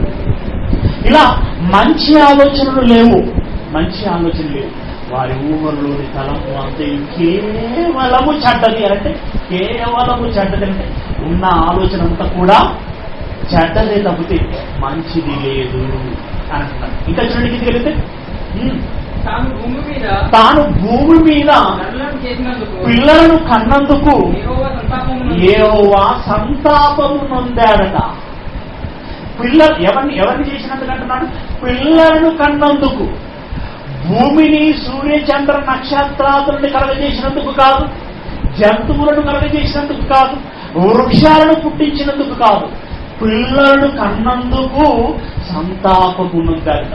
సంతాపము నొందడం అంటే, సంతాపము నొందటం అంటే పిల్లరా, సంతాప సభలను చూశాను నేను. సంతాప సభలలో ఏం చేస్తారు? అతన్ని గురించినటువంటి జ్ఞాపకాలను నెమరు వేసుకుంటూ మౌనముగా రోధిస్తారు. దాన్ని సంతాపము అని అంటారు. మౌనముగా రోధించడం అంటే కుమిలి కుమిలి ఏడవటం, కుమిలి కుమిలి ఏడవటం. దేవుడు కుమిలి కుమిలి ఏడవవలసి వచ్చిందట మన గురించి కుమిలి కుమిలి ఏడవలసి వచ్చిందట. ఒక తండ్రికి ఇద్దరు పిల్లలు ఉన్నారనుకోండి, ఒక తండ్రికి ఇద్దరు పిల్లలు ఉన్నారు. పెద్ద కుమారుని పిలుచుకొని ఒరేగా కూర్చొని, మీకు ఏం తక్కువ చేశాను నేను? మీరు ప్రయోజకులు అవ్వాలని నాకు ఎన్నో ఆశలు ఉన్నా వాటిని అన్నింటినీ చంపుకొని డొక్క మార్చుకొని, నాకు ఉన్నది చిన్న ఉద్యోగమే అయినా కోరికలన్నీ చంపుకొని పైసా పోగు చేసి మీకోసం లక్షలు వెచ్చించాను కదా. ఇదిగో మీరు బాగా చదువుకుంటున్నారని బంధువులలో, సమాజంలో, ఊళ్ళో అందరికీ గొప్పగా చెబుతున్నాను నేను. ఇదిగో పెద్దోడు డాక్టర్ కోర్సు చేస్తున్నాడు, చిన్నోడు ఇంజనీరింగ్ కోర్సు చేస్తున్నాడని గర్వంగా చెప్తున్నాను నేను. కానీ చిన్నోడు ఇప్పుడు ఏం చేశాడో చూసావట? కాలేజీకి వెళుతున్నానని చెప్పి దుష్టుల సహవాసం చేసి ఎక్కడెక్కడో తిరిగి ఎదుగో ఎవరినో చంపాడట. ఎస్ఐ గారు ఇప్పుడే చీపి పంపించారు. కూలీ కోర్టు చేశారు. ఇప్పుడు నేను ఈ సమాజంలో ఎలా తలెత్తుకొని తిరిగే, నాకు తెలిసిన వారికి ఎలా నమ్మకమును చూపించి అని తన మనసులోని బాధని తన పెద్ద కుమారుడితో పంచుకుంటాడు. పెద్ద కుమారుడు కూడా చిన్న కుమారుని తంతే అయితే, పెద్దోడు కూడా చిన్నవాడి మాదిరిగానే ఉంటే ఇప్పుడు తన బాధని ఎవరితో పంచుకుంటాడు చెప్పండి? చెప్పుకోవడానికి ఎవరు ఉండరు. పిల్లలు ఈ పరిస్థితిలో ఉన్నారు. ఇక సమాజంలోనికి వెళ్ళి అసలు ముఖమే చూపించలేని పరిస్థితి, తలెత్తుకోలేనటువంటి పరిస్థితి అక్కడ. ఇక సమాజానికి ఏమని చెప్పుకుంటాడు? పిల్లరా, ఇక చేసేదేమి లేక తన ఇంటిలోనికి వెళ్ళి గడియ వేసుకుని ఒక మూరను కూర్చొని ఎక్కి ఏడవడం తప్ప మరొకటి ఏమీ వండదు. అవునండి. ఇప్పుడు దేవుడికి కూడా తన పిల్లల విషయంలో అలాంటి పరిస్థితి ఎదురవుతున్నది. చెప్పుకోవటానికి తనకి ఎవరు లేకుండా పోయారు. పోయారండి. అందుకే కదా తన బాధను ఎవరికి చెప్పుకున్నాడు తెలుసా? నౌకర్లకి చెప్పుకున్నాడు. మనం సేవకులైనటువంటి వారికి చెప్పుకున్నాడండి. ఏమని చెప్పాడు తెలుసా? మనకు సేవ చేస్తున్నది ఏంటి? భూమి మనకు సేవ చేస్తుంది. సూర్యుడు మనకు సేవ చేస్తున్నాడు. గాలి, నీరు, ఈ విధమైనటువంటి పంచభూతములు మనకు సేవ చేస్తుంది. తన బాధని ఎవరికి చెప్తున్నాడు? ఆకాశమా ఆలకించుము, భూమి చెవియొగ్గుము. ఇదిగో ఎద్దు తన కామంలో వెరుకును, గాడిద తన సొంత గూటి వేరుకును. ఇదిగో ఇశ్రాయేలీలైనటువంటి నా పిల్లలకి తెలివి లేదు, వారు నాకే ఎదురు తిరిగి ఉన్నారు. వారు నాకే ఎదురు తిరిగారు అని తన బాధనండి, తన పిల్లల గురించినటువంటి బాధని ఎవరికి చెప్పుకుంటున్నాడు? నౌకర్లకి చెప్పుకున్నాడండి. నౌకర్లు మాత్రం ఏం చేస్తారు? పిల్లరా సంతాపము ఉందంట. సంతాపం. తర్వాత మాట చూడండి, తర్వాత మాట, హృదయంలో సంతాపము నుండి జరుగుతూ ఉండాలి చదివారు. సంతాపము నుండి తన హృదయములో నొచ్చుకొనేను అంటున్నాడు. నొప్పి ఎక్కడ పుట్టిందట? హృదయములో. హృదయం అనగానే ఎక్కడ చూపెడతాం? ఇక్కడ చూపెడతాం. ఇక్కడ ఏముంటుందండి? గుండె. అంటే నొప్పి ఎక్కడ వచ్చిందట? ఎవరికి? ఎవరి వలన? మన సుపుత్రులు కదా, మంచి పిల్లల మనల్ని బట్టి మన తండ్రికి మంచి నొప్పి తెప్పించాం. అది మన గ్రేట్ కదా? కాదండి, అది దయానీయకరమైనటువంటి విషయం, బాధకరమైనటువంటి విషయం. మనల్ని బట్టి మన తండ్రికి నొప్పి కలిగిందంటే మనకు సిగ్గుకరమైనటువంటి విషయం, మనం బాధపడవలసినటువంటి విషయం, బాధపడవలసినటువంటి విషయం. పిల్లరా, ఆ రోజు నోవహు తరములో దేవునికి బాధ కలిగింది. అంటే ఇక్కడ చూడండి, ఆదాములో బాధే, కయీనులో మరింత బాధ, నోవహు కాలం వచ్చేసరికి భరించలేనంత బాధ. ఇక తర్వాత తరం ఎవరిది? లోతు తరం. అవునా? లోతు తరం. లోతు తరంలో ఏం జరుగుతుందో మీకు తెలుసు కదా, జ్ఞాపకం ఉందా? లోతు తరంలో ఏం జరిగింది? లోతు ఎక్కడ నివసించేవాడు? సొదొమ గొమొర్రా పట్టణంలో. దేవుడు అగ్నిగంధకాలను ఏ పట్టణం మీద కురిపించాడు? సొదొమ గొమొర్రా పట్టణం మీదనే. మీరు వెళ్ళేదా ఏంటి? సొదొమ గొమొర్రా పట్టణం మీద అగ్నిగంధకాలను కురిపించాడు. ఎందుకు తెలుసా? పట్టణం అంతా పాడైపోయింది. ఎంత పాడైపోయిందట, ఎంత పాడైపోయిందట అంటే దేవుడు అన్నాడట, భరించలేనంతగా. భూమి, ఆ పట్టణము మోయలేనంత పాపం పండిపోయిందట. పిల్లరా, అక్కడ వ్యభిచారం, కుట్రలు, కుతంత్రాలు, హత్యలు, మోసాలు, పట్టణము నిండా పాపాలే. దేవుడండి సహజంగా మనం చేసేటువంటి పనులలో ఎక్కడ కూడా ఇంటర్ఫియర్ అవ్వడాయన. శృతి మించుతున్నప్పుడు మాత్రం ఆయన కలగజేస్తుంటాడు. మామూలుగా ఆయన మనలో తన ప్రమేయమును కనబరుచుకోడు. ఎప్పుడైతే హద్దులు దాటిపోతున్నాయనిపిస్తుందో అప్పుడు మాత్రమే ఆయన రంగప్రవేశం చేస్తారు. అలా సొదొమ గొమొర్రా పట్టణము పాడైపోతున్నది అనుకున్నటువంటి తరుణములో ఆయన ఏం చేశాడు అంటే అక్కడికి వచ్చి అగ్నిగంధకాలను కురిపించి పట్టణమును నాశనం చేశాడు. పిల్లల, పట్టణమును నాశనం చేశాడు అనంటే ఎందుకు నాశనం చేశాడని చెప్తున్నాడు? పాపము భరించలేనంతగా ఉన్నది అన్నాడు. అంటే ఇక చూడండి, కాలం గడుస్తున్న కొలది పాపం పెరిగిపోతున్నదే కానీ తరగటము లేదు, తరగటం లేదు. రైట్. ఇక లోతు కాలము గడిచిన తర్వాత, ఆ తరం ముగిసిపోయిన తర్వాత ఇక తరాలు వస్తూనే ఉన్నాయి. అలా రాగా రాగా వచ్చిన తరం ఇశ్రాయేలీల తరం. అవునా? ఇశ్రాయేలీల తరం. ఆ ఇశ్రాయేలీల తరములో మరి ఆ తరమును బట్టైనా దేవునికి లేదా దేవుని యొక్క ఆశయం నెరవేర్చబడిందా లేదా విఫలమే అయిందా? సఫలమైందా విఫలమైందా? ఇశ్రాయేలీలను బట్టి. పిల్లరా, ఎన్నో మాటలు చెప్పాడు దేవుడు, కానీ శాంపులు ఒక మాట చూసుకుందాం. ఏంటది అంటే యెహెజ్కేలు గ్రంథం 8వ అధ్యాయం 6వ వచనాన్ని మనం చూడగలిగినట్లయితే, యెహెజ్కేలు గ్రంథము 8వ అధ్యాయం 6వ వచనం. ఏమంటారు చూడండి, యెహెజ్కేలు గ్రంథం త్వరగా 8వ అధ్యాయం 6వ వచనం. తీసిన వారి పేజీ నెంబర్ చెప్పండి. కనీసం అంతటా ఆయన నాతో ఇలాగు సెలవిచ్చెను, నరపుత్రుడా. పిల్లరా, యెహెజ్కేలు అనేటువంటి తన కుమారుణ్ణి తీసుకెళ్లి చూపిస్తూ చెబుతూ మాట్లాడుతున్నాడు. నరపుత్రుడా, వినపడుతుంది, వారు చేయు దానిని నీవు చూస్తున్నావు కదా, నా పరిశుద్ధ స్థలమును నేను విడిచిపోవున్నట్లుగా. దేవుని యొక్క పరిశుద్ధ స్థలం ఏదండి? దేవుని యొక్క పరిశుద్ధ స్థలం ఏది? యెరూషలేములో సొలొమోను కట్టించిన దేవాలయం. అది దేవుని యొక్క నివాస స్థలం అని చెప్పబడింది. దేవుని సన్నిధి ఉండు స్థలం. ఇదిగో నా పరిశుద్ధ స్థలమును నేను విడిచిపోవున్నట్లుగా వారేం చేస్తున్నారు? ఇశ్రాయేలీలు ఇక్కడ చేస్తున్నటువంటి అత్యధికమైనటువంటి హేయ కృత్యములను చూచితివా? ఏం చేస్తున్నారంటే దేవుడే అక్కడి నుండి పారిపోయేటట్లుగా హేయ క్రియలు చేస్తున్నారట. ఎంత ఘోరం అండి! వారు చేస్తున్నటువంటి హేయ క్రియలను బట్టి దేవుడే పారిపోవలసినటువంటి పరిస్థితి ఏర్పడుతున్నదట.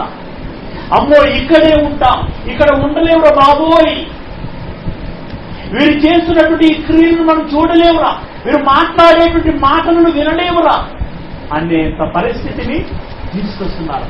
చూడండి, అక్కడ చెప్తున్నారు, ఇదిగో వీరు చేస్తున్నటువంటి హేయ క్రియలను చూసివా? ఈ తట్టు తిరిగిన ఇప్పుడు దేవాలయంలో చూసావా, అక్కడ అన్ని హేయ క్రియలే. ఇదిగో ఈ దేవాలయం బయటకు వచ్చి ఇటువైపు చూడు, ఈ వీధిలో చూడు, ఈ తట్టు తిరిగిన వీటికంటే మరీ అధికమైన హేయ క్రియలు చూచెదవు. దేవాలయంలో చూస్తే హేయ క్రియలే, వీధిలో చూస్తే హేయ క్రియలే, కుటుంబంలో చూస్తే హేయ క్రియలే, ఎక్కడ మంచి క్రియలు లేవు. నేను పారిపోవున్నట్లుగా, నేను దీన్ని విడిచిపోవున్నట్లుగా, దేవుడే తన నివాస స్థలమును విడిచిపోయే అంతగా ఇశ్రాయేలీలు పాపం చేస్తూ వచ్చారు. దీనంతటి మనం ఆలోచిస్తున్నప్పుడు దేవుడు పిల్లలను కన్నందుకు తనకు మిగిలింది దుఃఖమా, సంతోషమా? చెప్పండి. తాను పిల్లలను కన్నందుకు తనకేమైనా సుఖం కలిగిందా? తనకేమైనా సంతోషం మిగులుతున్నట్టు కనబడుతున్నదా? ఆదాము మొదలుకొనండి కన్న ప్రతి కుమారుని బట్టి బాధే మిగిలింది తప్పితే ఆయనకు సంతోషము కలగలేదు. ఇక ఇశ్రాయేలీల తర్వాత మరో చెప్పుకోదగినటువంటి తరం యేసు ప్రభుల వారి తరం, యేసుక్రీస్తుల వారి యొక్క తరం. రైట్. యేసుక్రీస్తు కాలంలో లోకం ఎలాగుంది? అప్పుడైనా బాగుందా? అసలు యేసు ప్రభు ఈ లోకంలోనికి ఎందుకు రావాల్సి వచ్చింది? చెప్పండి. యేసు ప్రభు ఈ లోకంలోనికి ఎందుకు రావాల్సి వచ్చింది? అంతా బాగుందనా, అంత బాగలేదా? యేసు ప్రభువును చూపిస్తూ బాప్తిసం ఇచ్చేటువంటి యోహాను గారు ఎవరు చెప్పారు? ఒక మంచి మాట, నాది ఇదిగో లోక పాపమును మోసుకొని పోవు దేవుని గొర్రె పిల్ల. ఏ పాపమును? లోక పాపమును. అంటే పాపం ఇప్పుడు ఎక్కడుంది? ఒక ఇంటిలోనా, లేదా మోకన్పల్లిలోనా? లోకం అంతా పాపమే అన్నాడు. అంటే పాపము చూడండి, 3 పువ్వులు 6 కాయలుగా పండిపోతున్నది. ఆయన ఇష్టం మాత్రము నెరవేర్చి నాదులే కనబడుతుంది. అంటే యేసు ప్రభుల వారి యొక్క కాలంలో లోకమంతా పాడైపోయిందండి. లోకమంతా పాడైపోయింది. అందుకోసం కదండి శిలువలో తన రక్తాన్ని ధారపోసింది. రైట్. యేసుక్రీస్తు తరం పోయింది. ఇక ఆ తర్వాత ఎవరి తరం? అపోస్తలుల తరం. అపోస్తలుల కాలంలోనైనా ఏమైనా బాగుపడిందా? ఎందుకంటే యేసు ప్రభుల వారు రక్తం చిందించి వెళ్ళారు కదా, మరి అప్పుడైనా ఏమైనా బాగుపడిందా అంటే చూడండి పిల్లరా, అపోస్తలుల కార్యం రోమపత్రిక 3వ అధ్యాయము 10వ వచనంలో నుండి మనం చూస్తున్నట్లయితే, రోమపత్రిక 3వ అధ్యాయం 10వ వచనంలో నుండి అందరూ గూర్చి వ్రాయబడినది ఏమనగా, నీతిమంతుడు లేడు. నీతిమంతుడు లేడు. నీతి అంటే ఏంటంటే, నీతి అంటే న్యాయముగా నడుచుకొనుట. నీతి అనే పదానికి ఉన్నటువంటి ఇలాంటి బిట్స్ రాసుకోవాలంటే, నీతి అనగా న్యాయముగా నడుచుకొనుట. నీతిమంతుడు లేడు అంటే న్యాయంగా నడుచుకునేవాడే లేడు. ఆలోచించండి కదా, ఒక తల్లి తన చంటి పిల్లని ఒడిలో పెట్టుకుని ఎలా పెంచుతుందండి? ఆ పిల్లవాడి మీద ఏమైనా ఈర్ష్య, ద్వేషం, పక్షపాతం ఏమైనా ఉంటారు తల్లికి? సమస్తము దార పూసి పెంచుతుంది కదండి, నేను ఇందాక చెప్పినట్టుగా. కానీ అదే కుమారుడు పెద్దయిన తర్వాత, తల్లి వృద్ధురాలైన తర్వాత, ఆ కుమారుడు ఆ తల్లిని ఎలా చూస్తాడు? ఒడిలో పెట్టుకుని సాగుతాడా? ఏ ముసల్దాన్ని ఊరికి అవుతాను ఏంటి అమ్మూల పడి ఉండదు అని అంటాడు. మరి అదే తల్లి పిల్లవాడిని అలా అన్నదాన్ని నాటి ఇంటిలో ఊయల కట్టి, అందులో పరుండబెట్టి పవలించాలని మంచి పాట పాడుతూ ఉంటుంది కదా. అంటే చూడండి, ఇప్పుడు పుట్టిన పిల్లవాడు తల్లి విషయంలో ఏమైనా న్యాయం కనపరుస్తున్నాడా? ఫర్ ఎగ్జాంపుల్ అందుకే దేవుడు ఏమంటున్నాడు అక్కడ? న్యాయవంతుడు లేడు, నీతిమంతుడు లేడు, ఒక్కడును లేడు. ఇదే ఒక్కడును లేడంటే కనీసం రాస్తున్నోడు కూడా నీతిమంతుడు కాడా? ఎట్లా రాస్తున్నవాడు కూడా నీతిమంతుడు కాదా? అలాగైతే అబ్రహాం సంగతి ఏంటి? ఒక ఏలియా సంగతి ఏంటి? ఒక దావీదు పరిస్థితి ఏంటి? ఒక పేతురు, ఒక పౌలు, ఒక రూతు, ఒక ఎస్తీరు, ఒక మరియా, ఒక ప్రిస్కిల్లా, ఒక క్లెమెంత్, వీరందరూ నీతిమంతులు కాదా? అంటే ప్రియులరా, నువ్వెంత లెక్క పెట్టిన వాళ్ళు ఏళ్ల మీద దాట. మరి జనాభా ఎంత? ఇప్పుడు అక్కడి నుండి ఆ భూమి పుట్టిన నాటి నుండి ఇప్పటి వరకు పుట్టిన పిల్లలు ఎంతమంది? ప్రస్తుతం ఉన్నది 720 కోట్లు. మరి గతించిన వాళ్ళు కోట్లు. అంతేనా? డబ్బులు కాదండి, జనాభా. ఇంతమందిలో అబ్రహాము, ఏలియా, మోషే, పేతురు, అకుల, ప్రిస్కిల లాంటి వాళ్ళు ఎంతమంది? ఏళ్ల మీద లెక్కించేంతమంది. అంటే పరిస్థితి ఏంటో తెలుసా? ఎకరాల కొద్ది గంజాయి వనములో అక్కడక్కడ 4 తులసి మొక్కలు నాటామనుకోండి. ఇప్పుడు అక్కడికి పోయి సంతలో నిలబడి వాసన చూస్తే ఏ వాసన వస్తుంది? గంజాయి వాసన వస్తుందా, తులసి మొక్క వాసన? ఎందుకు? తులసి మొక్క, గంజాయి మొక్కల డామినేషనే ఎక్కువగా ఉంది, వాటి సంఖ్యే ఎక్కువగా ఉంది. వాటి సంఖ్య ఎక్కువ ఉండేసరికి వాటి వాసనలో తులసి మొక్కల వాసన ఏమైతుంది? అవునా? పెద్ద పరిగణలోనికి రావటం లేదు. అందుకే దేవుడు ఏమంటుందంటే, పిల్లరా, ఈ వేల మీద లెక్కించబడేటువంటి ఈ 4, 5, 10 మంది నీతిమంతులు ఉన్నా దేవుని దృష్టిలో పెద్ద లెక్కలోనికి రావటం లేదు. అందుకే ఏమంటున్నాడు? నీతిమంతుడు లేడు, ఒక్కడును లేడు. ఈ విషయాన్ని గ్రహించేవాడే లేడు. ఏ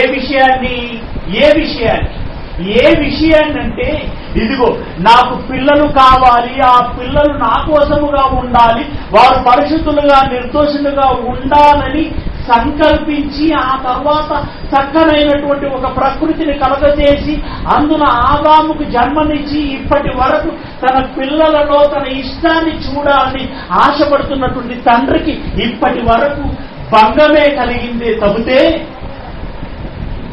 ఆయన ఇష్టము ఎన్నడూ నెరవేరుట లేదు అని గ్రహించేవాడే లేడు.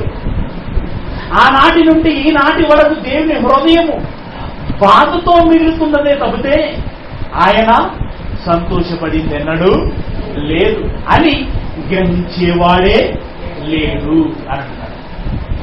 ఎంతసేపు దేవుడు ఏమిస్తాడా, ఏం తీసుకుందామా అని ఆలోచించేవాడే తప్పితే ఎన్ని ఇచ్చినా ఆశయావక ఇంకా అడుగుతూనే ఉంటాం, ఇంకా తింటూనే ఉంటాం. కానీ దేవుని బాధను అర్థం చేసుకుని వీళ్ళవాడు మనకు నువ్వు అడుగుతున్నావు, ఆయన ఇస్తున్నాడు పిల్లరా. కానీ అదే సమయంలో దేవుని ఆవేదనను, దేవుని బాధను మనం అర్థం చేసుకోవాల్సిన బాధ్యత మనకు లేదా? ఉండాలండి, ఉండాలి.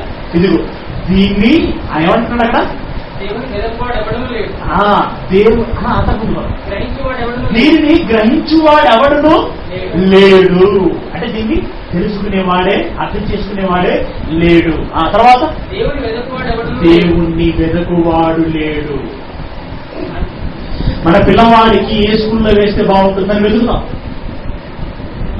సంబంధాలను వెతుకుతాం, అబ్బాయిలకి అమ్మాయిలకి. భూములు కొనేటప్పుడు ఎక్కడైతే బాగుంటుందో వెతుకుతాం, అన్నింటినీ వెతుకుతాం.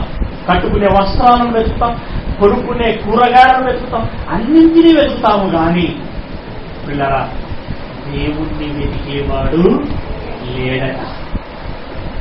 ఏమనుకుంటావు తెలుసా? ఆయన గర్జుంటే ఆయనే రావాలండి. అంటే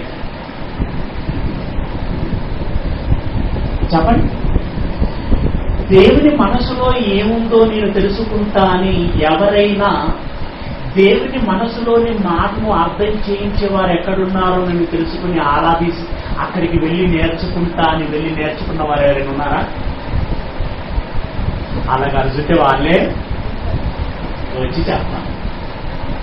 అందుకు నేను బాధపడుతుంది. కానీ ఈ విషయాన్ని మీరు అర్థం చేసుకోవాలి. ఈ విషయాన్ని మీరు అర్థం చేసుకోవాలి.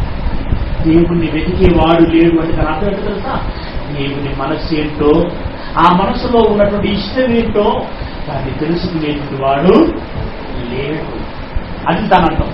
దేవుడు వెతికేవాడు లేడు అంటే, వెతికేవాడు లేడు అంటే ఆయన ఎక్కడ దాక్కుంటాడని ఎక్కడ వెళ్తాం? కొండలలో, లోయలలో. అది కాదు. వెతకటం అంటే ఆయన మనస్సులో ఉన్నటువంటి ఆలోచన ఏంటి, ఆయన ఇష్టం ఏంటి అని తెలుసుకునేటువంటి వాడు లేడు. అందరూ త్రోవ తప్పి ఏకముగా పనికి మారిన వారైవి. అందరూ త్రోవ తప్పి ఏకముగా పనికి మారిన వారేవి. త్రోవ తప్పారు. దేవుడు కోరుకున్న త్రోవలో వారు నడవటం లేదు. త్రోవ తప్పి పనికి మారిన వారయ్యారు. త్రోవ తప్పారు. ఎక్కడ తప్పారు? వారు పిల్లలుగా ఉన్నప్పుడే తప్పారు. ఎలా మనకు తెలుసు? దేవుడు ఏం చెప్పాడు తల్లిదండ్రులకి ఏం చెప్పాడు? మీ పిల్లలను ప్రభు యొక్క శిక్షలోను బోధలోను వారిని పెంచిది. ఇంకేం చెప్పాడు? బాలుడు నడవవలసినటువంటి త్రోవలు వారికి నేర్పించు, వృద్ధుడైనను వాడు తొలగిపోడు. ఇలా ప్రభు యొక్క బోధలో శిక్షలో పెంచుమన్నాడు. ప్రభు యొక్క బోధ అంటే బైబిల్ కదండి. బైబిల్ అంటే బైబిల్ని వారికి నేర్పించండి. దేవుని యొక్క జ్ఞానాన్ని వారికి నేర్పించండి. వృద్ధుడైన తొలగిపోడు. సమాజానికి మేలు చేస్తాడు. తల్లిదండ్రులకి మంచి పేరును తీసుకొస్తాడు. దేవుణ్ణి మహిమపరుస్తాడు. అతని జీవితానికి సార్థకత చేసుకుంటాడు. కానీ ఎంతమంది తల్లిదండ్రులు ఇప్పుడు దేవుని యొక్క జ్ఞానంలో తమ పిల్లలను పెంచుతున్నారు చెప్పండి? పుట్టక ముందే కొడుకు పుడితే డాక్టర్ కోర్సు చెప్తావా, ఇంజనీరింగ్ కోర్సు చెప్తావా? మరి కుమార్తె పుడితే అప్పటి నుండి ఆలోచన. పుట్టగానేనండి, పాలు కూడా మరొక ముందు ప్లే స్కూల్లో వేస్తున్నారు. హైదరాబాద్లో చూస్తేనండి ఇద్దరు ఉద్యోగం చేస్తారు. వాడి పిల్లలు పాలు కూడా మారడు. అప్పుడు ఏం చేస్తారు? స్కూల్లో పడేస్తారు. ప్లే స్కూల్ అని, ఇంకా రకరకాలైనటువంటి కేర్ సెంటర్లని, నర్సరీలని, రకరకాల స్కూళ్ళు ఉంటాయని అందులో పడేసి వెళ్ళిపోతారు. ఏం చెప్తారో తెలుసా? ఎన్ని లక్షలైనా ఖర్చు పెడతాం, మీకు ఇస్తాం, ఫీజుల కింద కడతాం, కానీ మా వాడు మాత్రం భవిష్యత్తులో వాడు కంపల్సరీ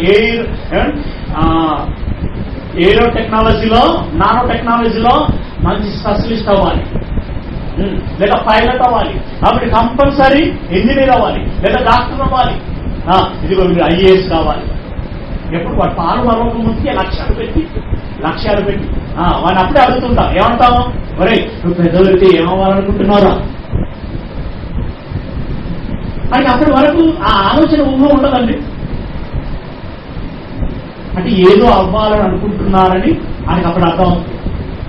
అంటే నువ్వు డాక్టర్ కావాలనుకుంటున్నావా, పైలట్ కావాలనుకుంటున్నావా, కలెక్టర్ కావాలనుకుంటున్నావా అని లేని ఆశను వారికి నేర్పిస్తూ ఉంటారు. పుట్టిన పిల్లవాడికి నేర్పిస్తూ ఉంటారు నువ్వేం కావాలనుకుంటున్నావు. కానీ కన్న తండ్రి ఏం కావాలని కన్నాడో, కన్న తండ్రి మనసు నా పిల్లలకి చెప్పరండి, చెప్తారా? చెప్పరు. ఈ లోక సంబంధమైనటువంటి ఈ మట్టి జ్ఞానాన్ని నేర్పించడానికి, మట్టి జ్ఞానాన్ని నేర్పించడానికి పిల్లలకి లక్షల కొద్ది ఫీజులు కట్టి పంపిస్తున్నాం కదా మట్టి జ్ఞానాన్ని నేర్పించడానికి. కానీ దేవుని యొక్క పరమ జ్ఞానం అండి, పరలోక జ్ఞానాన్ని మనం నేర్పించడానికి తల్లిదండ్రులుగా ఎంత బాధ్యత కలిగి ఉంటుందని చెప్పండి.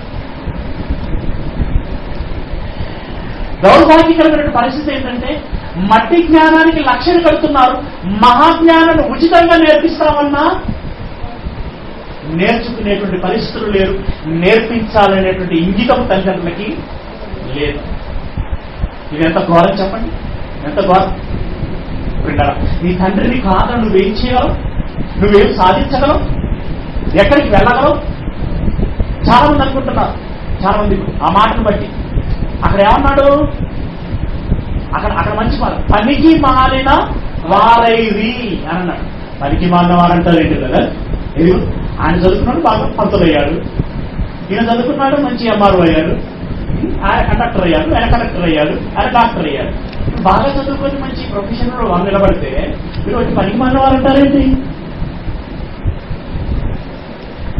వాడు కలెక్టర్ అయినా, బడిపంతులైనా, కండక్టర్ అయినా, డాక్టర్ అయినా, ఇంజనీర్ అయినా వాడు బ్రతకటానికి వాడు నేర్చుకున్న లోక జ్ఞానం, అవునా? లోక జ్ఞానం, మట్టి సంబంధమైన విజ్ఞానం. కానీ కన్నటువంటి నా కోసం వాడేం చేస్తున్నాడు, కన్నటువంటి తండ్రినైనా నా కోసం పిల్లలుగా వాళ్ళు ఏం చేస్తున్నారు, నాకు ఒక సంకల్పంతో వారికి నేను జన్మనిచ్చాను కదా. ఏంటా సంకల్పం? నాకు చెప్తున్నాను కదా, అందులో రెండో విషయం ఏంటి? రెండో విషయం, నా మనస్సుని ఎరిగి నా ఇష్టం ఏంటో తెలుసుకుని దాన్ని నెరవేర్చి నన్ను సంతోషపరిచే వారై ఉండాలి. ఇప్పుడు కలెక్టరు ముఖ్యమంత్రి సంతోషపడేటట్లుగా పనిచేస్తాడా, లేదా ఈ లోక ప్రజలు సంతోషపడేటట్టుగా పనిచేస్తాడా, దేవుడు సంతోషపడేటట్టుగా పనిచేస్తాడా? ప్రజలకు భయపడవు, ముఖ్యమంత్రికి భయపడవు, వీళ్ళకు నచ్చేటట్టుగా పనిచేస్తాడు, లేదంటే అది కూడా చేయడు. కానీ దేవుడి కోసం చేస్తున్నటువంటి వారు ఎంతమంది? దేవుడి కోసం చేయని వాడు కలెక్టర్ అయినా సరే, కండక్టర్ అయినా సరే, డాక్టర్ అయినా సరే, ఇంజనీర్ అయినా సరే, దేవుని దృష్టిలో వారు ఎలాంటి వారు? పనికి మాలిన వారు. పనికి మాలిన వారంటే దేవుని కోసం బ్రతకని ప్రతి వాడును పనికి మాలిన వారు. ఎందుకంటే ఎదుగో ఈ ప్రకృతినిచ్చింది దేవుడు, జన్మనిచ్చింది దేవుడు, ఈ దేహమునిచ్చింది దేవుడు. అయినప్పుడు దేవుడిచ్చిన ఈ దేహం దేవుని కోసం వాడబడటం న్యాయం, లేకపోతే అన్యాయం. ఈ దేహం దేవుని కోసం వాడబడటం లేదు కనుక ఆయన ఏమన్నారు? పనికి మాలిన వారు అన్నారు. ఇంగ్లీష్లో ఏమంటారు? పనికి మాలిన వాళ్ళను ఇంగ్లీష్లో ఏమంటారు? యూజ్లెస్ ఫెలోస్ కదా, యూజ్లెస్ ఫెలోస్, వేస్ట్ ఫెలోస్. అవునట, అవును పిల్లరా. ఇలా అందరూ పనికి మాలిన వారుగా మిగిలిపోతున్నారట. పనికి మాలినటువంటి వారు అంటే అపోస్తలుల పీరియడ్ లో కూడా దేవునికి పనికొచ్చిన వాళ్ళు ఎవరు లేరు. అన్ని తరాలు పోయినాయి, అందరి హయాలు పోయినాయి. ఇప్పుడు ఇది ఎవరి తరం? ఇప్పుడు ఇది ఎవరి హాయం? మన హాయం, మన తరం. బ్రదర్, ఇప్పటి వరకు మీరు చెప్పారు నిజమే, ఆదామును బట్టి ఆయనకు ఆనందం ఏమి లేదు, కయీను బట్టి ఆయనకు కలిగింది ఏమీ లేదు.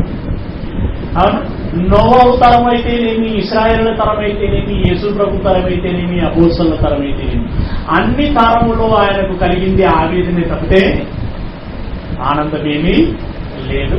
కానీ ఈ తరంలో మాత్రం అలాంటి ఛాన్స్ లేదు.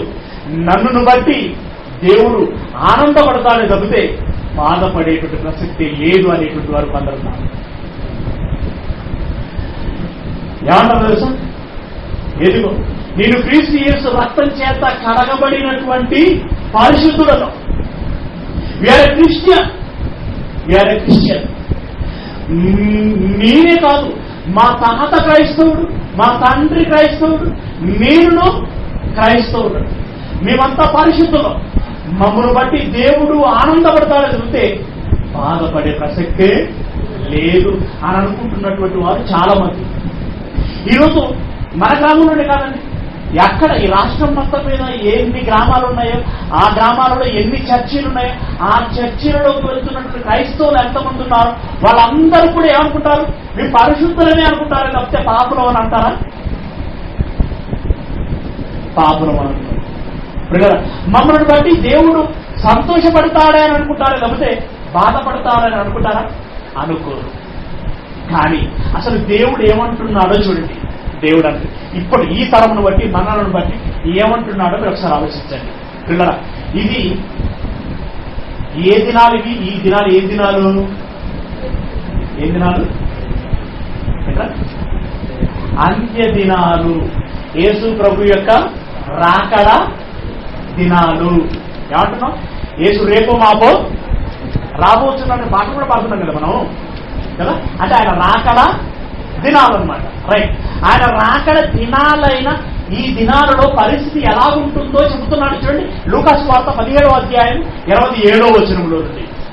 లూకాసు వార్త 17వ అధ్యాయం 27వ వచనంలో నుండి. నోవహు కాలంలో జలప్రళయం ఎందుకు వచ్చిందో చెప్పాను కదండి. ఎందుకు వచ్చింది?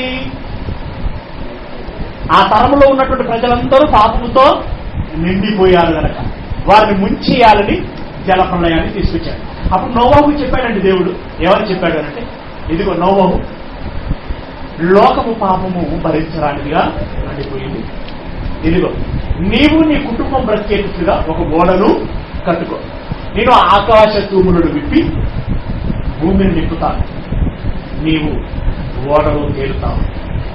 ఈ పాపం చేసిన వీళ్ళందరూ వీటిలో మునిగి చనిపోతారు అని చెప్పారు.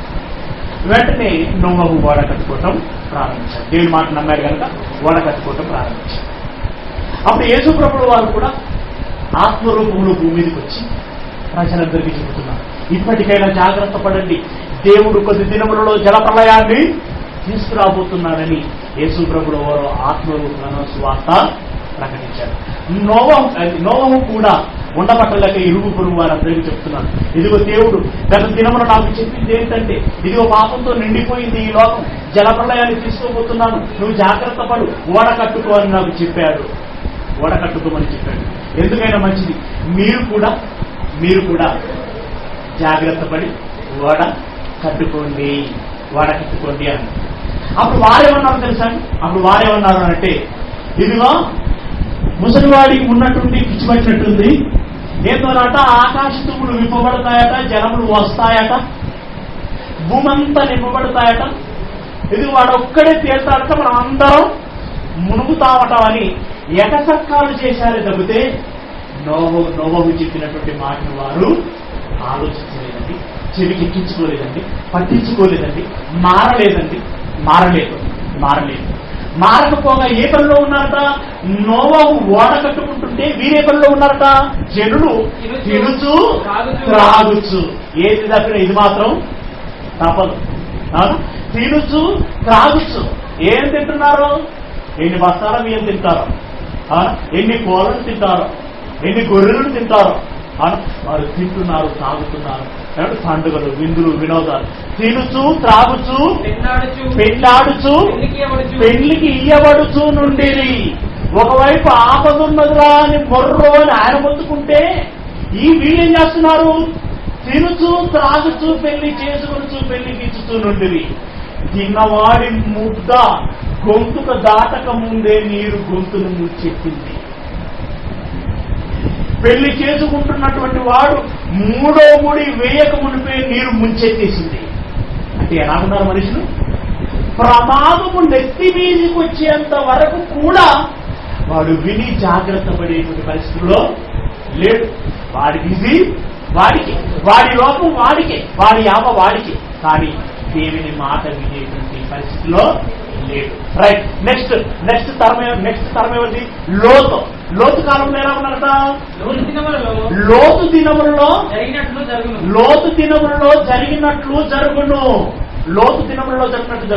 లోతు దినములలో ఏం జరిగింది? అప్పుడు కూడా అదే హెచ్చరిక దేవదూతలు వెళ్ళి చెప్తున్నాయి, ఇది అగ్ని గంధకాలు కురుస్తాయి అని. కానీ జనులు ఏం చేస్తున్నారట? తినుచు త్రాగుచు కొనుచు అమ్ముచు నారు నాటుచు ఇల్లు కట్టుచు నుండి. అంటే వారు కూడా బిజీగా ఉన్నారు. ఇల్లు కట్టుకున్నారండి, ఇంకా గృహ ప్రవేశమే చేయలేదు.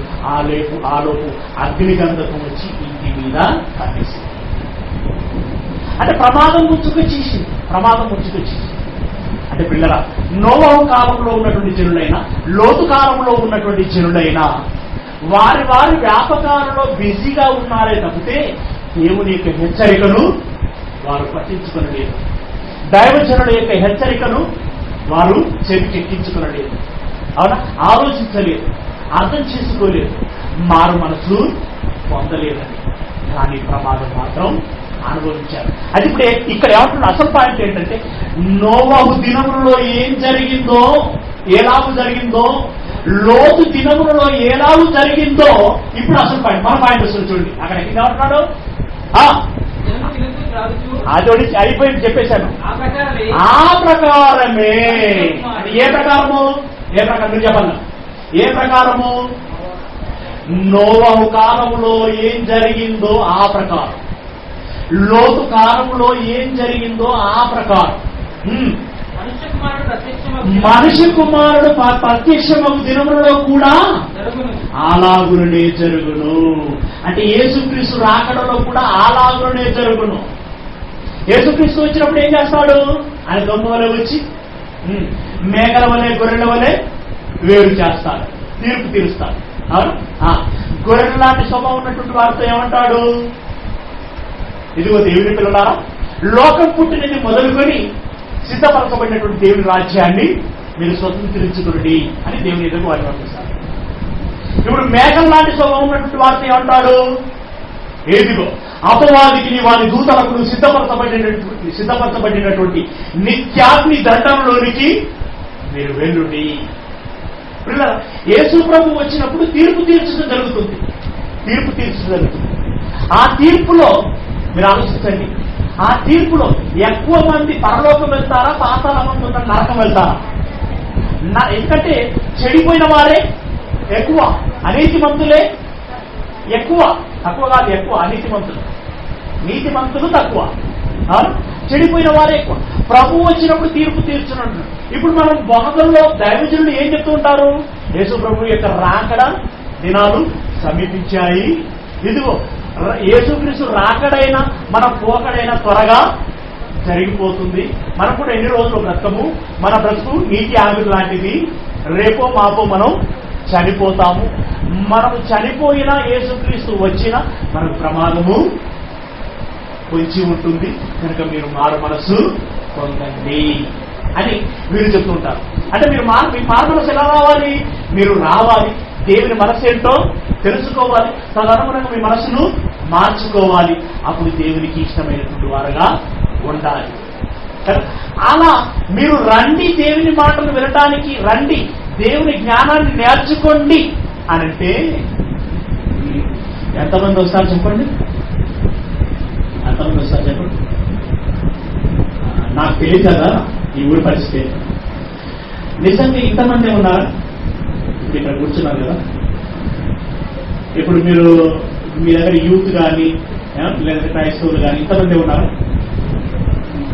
ఇంకా చాలా మంది మీకు ఎక్కువ ఉన్నారు. వాళ్ళందరూ ఎక్కడున్నారు?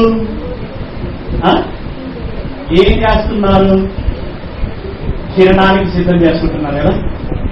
తర్వాత ఇంకా ఇంకేమవుతుంది? ఇప్పుడు ఇక తినటం, త్రాగటం, ఆ తర్వాత రేపు ఏం చేస్తారు? ఏదో కొనటం, ఆమటం. తర్వాత ఎల్లుండి ఏం చేస్తారు? నాటం. ఇంకా ఆ తర్వాత ఏం చేస్తారు? ఇల్లు కట్టుకోవడం. ఇలా బిజీగా వారి పనుల్లో వాళ్ళు ఉంటారు తప్పితే దేవుని మాటలు వినడానికి రాదు. నిజామాబాద్ చౌరస్తాకి వెళ్ళి, నిజామాబాద్ పట్టణంలో చౌరస్తాకి వెళ్ళి నిలబడ్డా ఉంటుంది. అక్కడ వాహనాలు ఎలా వెళ్తూ ఉంటాయి? చాలా ట్రాఫిక్ జామ్ అవుతూ అటువారు అటు ఇటువారు ఇటు ఎక్కేవారు ఎత్తు ఉంటారు, దిగేవారు దిగుతూ ఉంటారు. చాలా అక్కడ హరిబరిగా మీరు అందరూ ఎటు వెళ్తున్నట్టు అంత బాగా ట్రైన్లు ఖాళీ లేవు, బస్సులు ఖాళీ లేవు, ఏది ఖాళీ లేదు. ఏది ఖాళీ ఉన్నది? ఇలాంటి చర్చే ఖాళీ. అంటే వారి వారి వ్యాపకాలలో చూపించినంత శ్రద్ధ దేవుని మాటలు వినడానికి చూపించడం లేదండి. ఇలా వారు బిజీగా ఉంటారు. ఈలోపు యేసుక్రీస్తు వస్తారు. నోవహు కాలంలో బిజీగా ఉన్నారు, జలం వచ్చింది. వస్తే ఏం జరిగింది? మునిగి చచ్చిపోయారు. అంతేనా? మునిగి చచ్చిపోయారు. లోతు కాలంలో వారును దేవుని మాటలు వినకుండా బిజీగా ఉన్నారు. ఈలోపు ఏం జరిగింది? అగ్నిగంధకుడు వచ్చింది, మార్చేయిపోయారు. రైట్. ఇప్పుడు మన వాళ్ళు బిజీ ఉంటారు. మనకు చదువుల బిజీ, మనకంటే పెద్దోళ్ళకు ఉద్యోగాల బిజీ, ఇంకా మన తల్లిదండ్రులకి వ్యవసాయాల బిజీ. ఇలా ఒక్కొక్కరికి ఒక్కొక్క బిజీ ఉంటుంది. దేవుని మాటలు వినాలనేటువంటి ఆలోచన మాత్రం అరుదుగా ఉంటుంది. కానీ పిల్లరా, మనకు అవసరమైనది ఏది? మీరు చాలా జాగ్రత్తగా దేవుని మాటలను మనం వినాలి.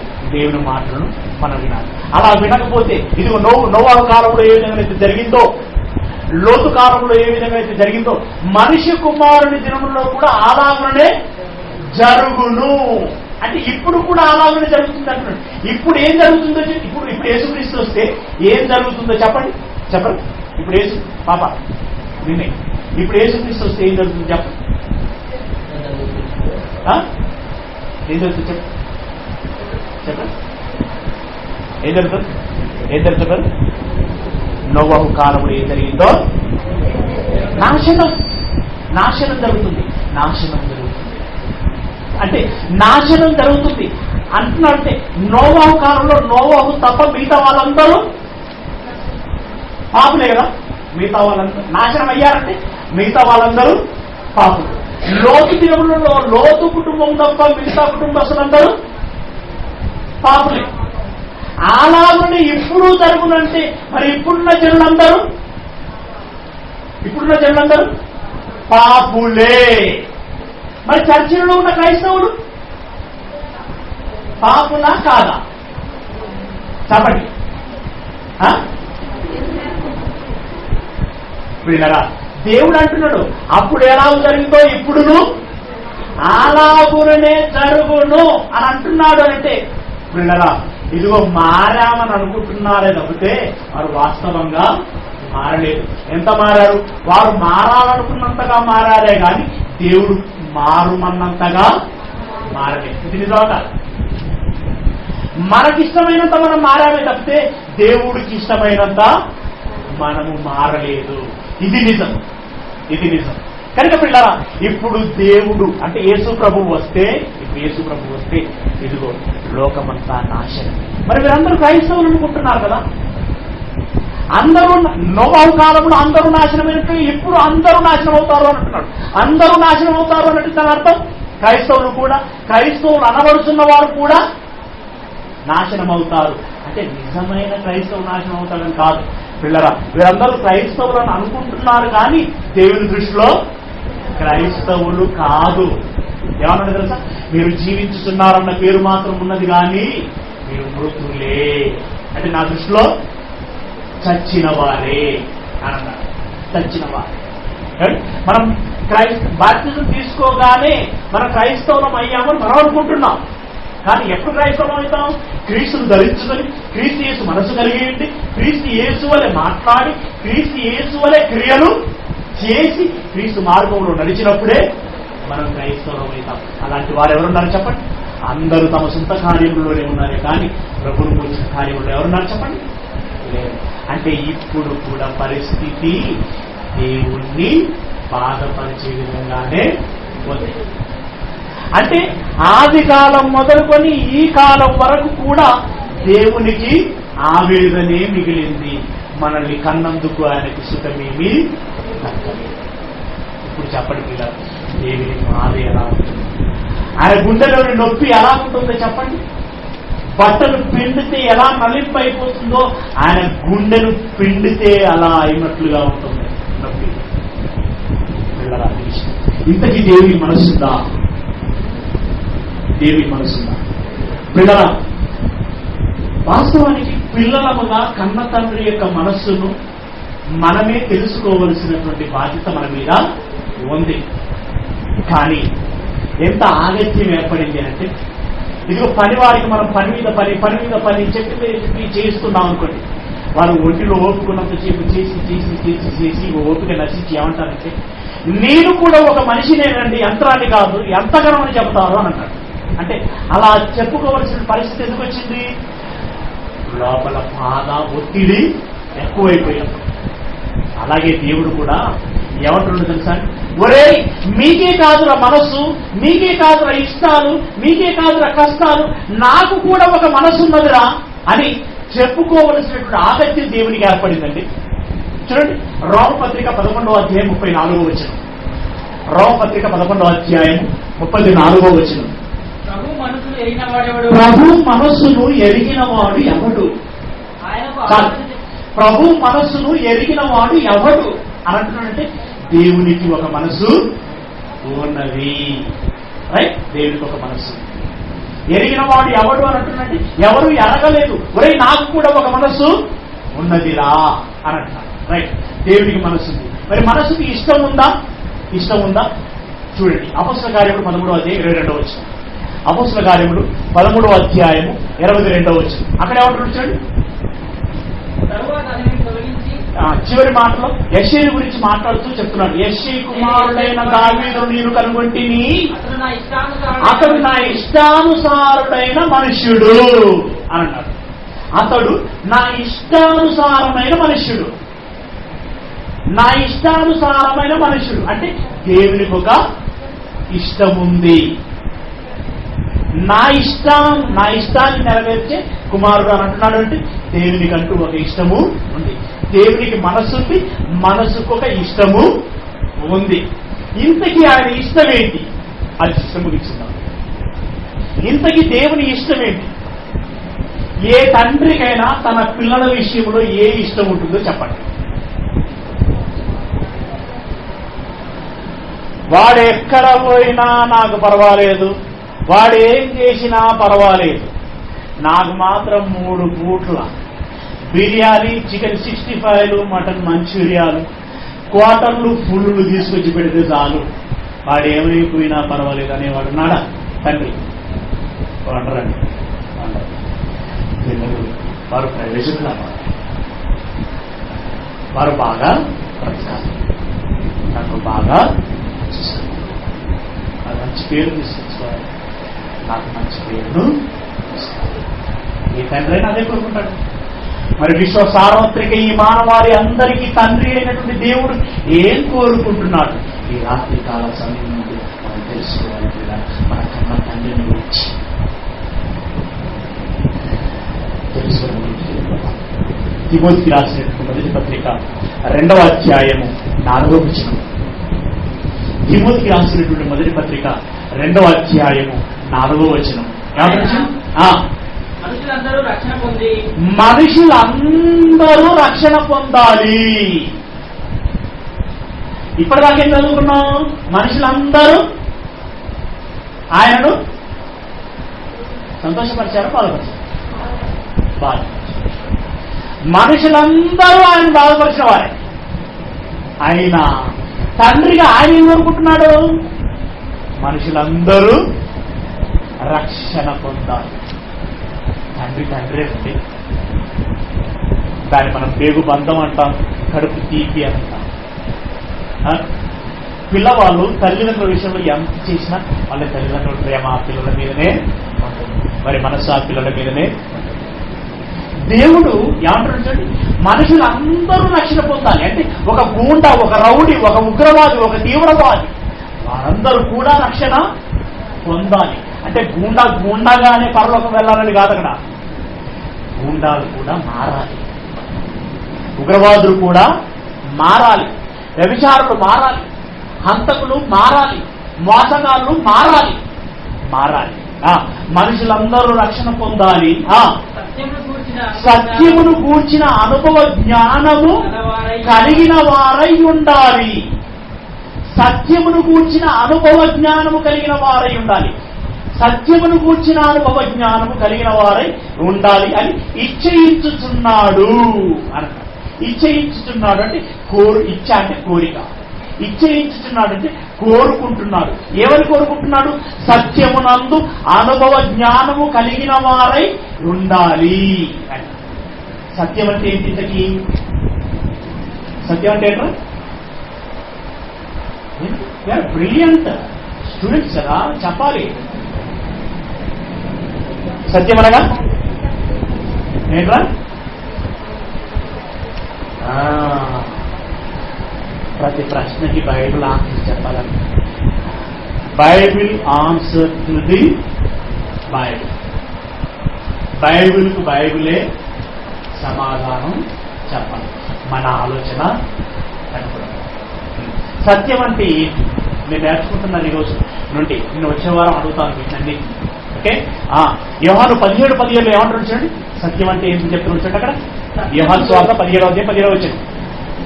సత్యమునందు వారిని ప్రతిష్ఠ చేయము, నీ వాక్యమే సత్యము.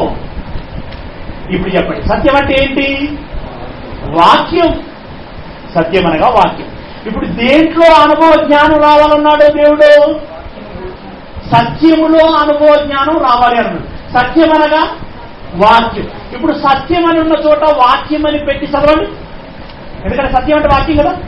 సత్యం అనగా వాక్యం కాబట్టి వాక్యం అని పెట్టి చదవండి. ఇప్పుడు తిమోతి పత్రికలో మనుషులందరూ రక్షణ పొంది వాక్యమును గూర్చిన అనుభవ జ్ఞానము కలిగిన వారై ఉండవలయునని ఇచ్చయించుచున్నాడు. వాక్యములో అనుభవం రావాలట. వాక్యం అనగా దేవుని మాట. ఓకే, సత్యం అనగా వాక్యం.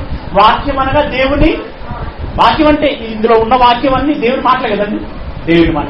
వాక్యం అనగా దేవుని మాట. ఆ మాట ఎక్కడి నుండి వస్తుంది? దేవుని ఆలోచనలలో నుండి. ఆ ఆలోచన ఎక్కడ పుడుతుంది? దేవుని మనస్సులో పుడుతుంది. అవునా? సత్యం అనగా వాక్యం. వాక్యం అనగా దేవుని మాట. మాట అనగా దేవుని ఆలోచన. ఆ ఆలోచన దేవుని మనస్సు. అవునా? దేవుని మనస్సు అంటే సత్యమును కూర్చినటువంటి అనుభవ జ్ఞానము కలిగిన వారై ఉండాలి అంటే వాక్యములో అనుభవం ఉండాలి అంటున్నాడు. అంటే ఆది కాండం నుండి ప్రకటన గ్రంథం వరకు వ్రాయబడినటువంటి ప్రతి మాటలో మనకు ఏముండాలి? అనుభవం. అనుభవం. అనుభవం అంటే ఏంటంటే అనుభవం అంటే ఏంటి? ఎరిగి ఉండటం కదా. ఎరిగి ఉండటం. అత్తగారింటికి కొత్త కోడలుగా వెళ్ళామన్నాడు. అత్తుండి ఏ అమ్మాయి టీ పెట్టుకురాండి అన్నాను.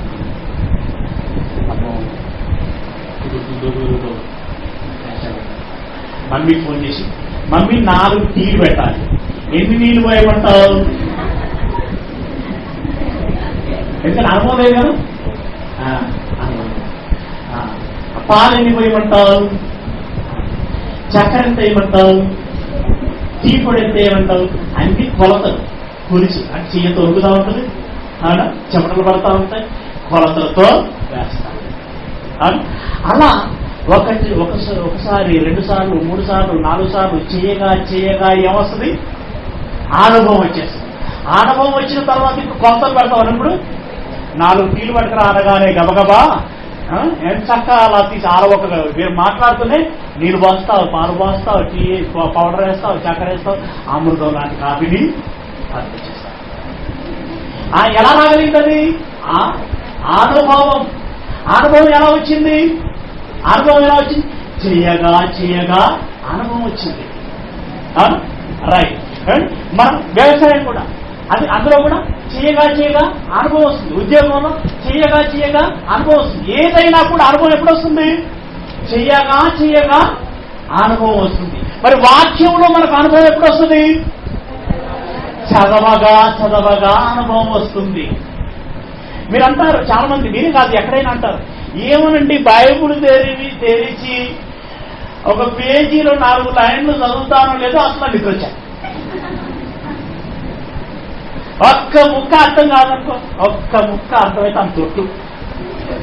చాలా మంది చెప్తుంటారు. అవును, ప్రారంభంలో అలాగనే ఉంటుంది. అయినా మీరేం చేయాలి? పట్టుదలతో చదవాలి. అలా చదవగా ఏమొస్తుంది? అనుభవం వస్తుంది. అనుభవం వస్తే పిల్లరా 66 పుస్తకాలలో ఉన్నటువంటి సారం ఏంటో మీకు తెలుస్తుంది. మీకు తెలుస్తుందండి. అప్పుడు మీ సత్యములో వాక్యంలో అనుభవం వస్తే దేంట్లో అనుభవం వచ్చినట్టు తెలుసా? దేంట్లో అనుభవం వచ్చినట్టు తెలుసా? పిల్లల జాగ్రత్త ఆలోచించండి. సత్యం అనగా వాక్యం, వాక్యం అనగా దేవుని మాట, దేవుని మాట అనగా ఆలోచన, ఆలోచన అనగా దేవుని మనస్సు.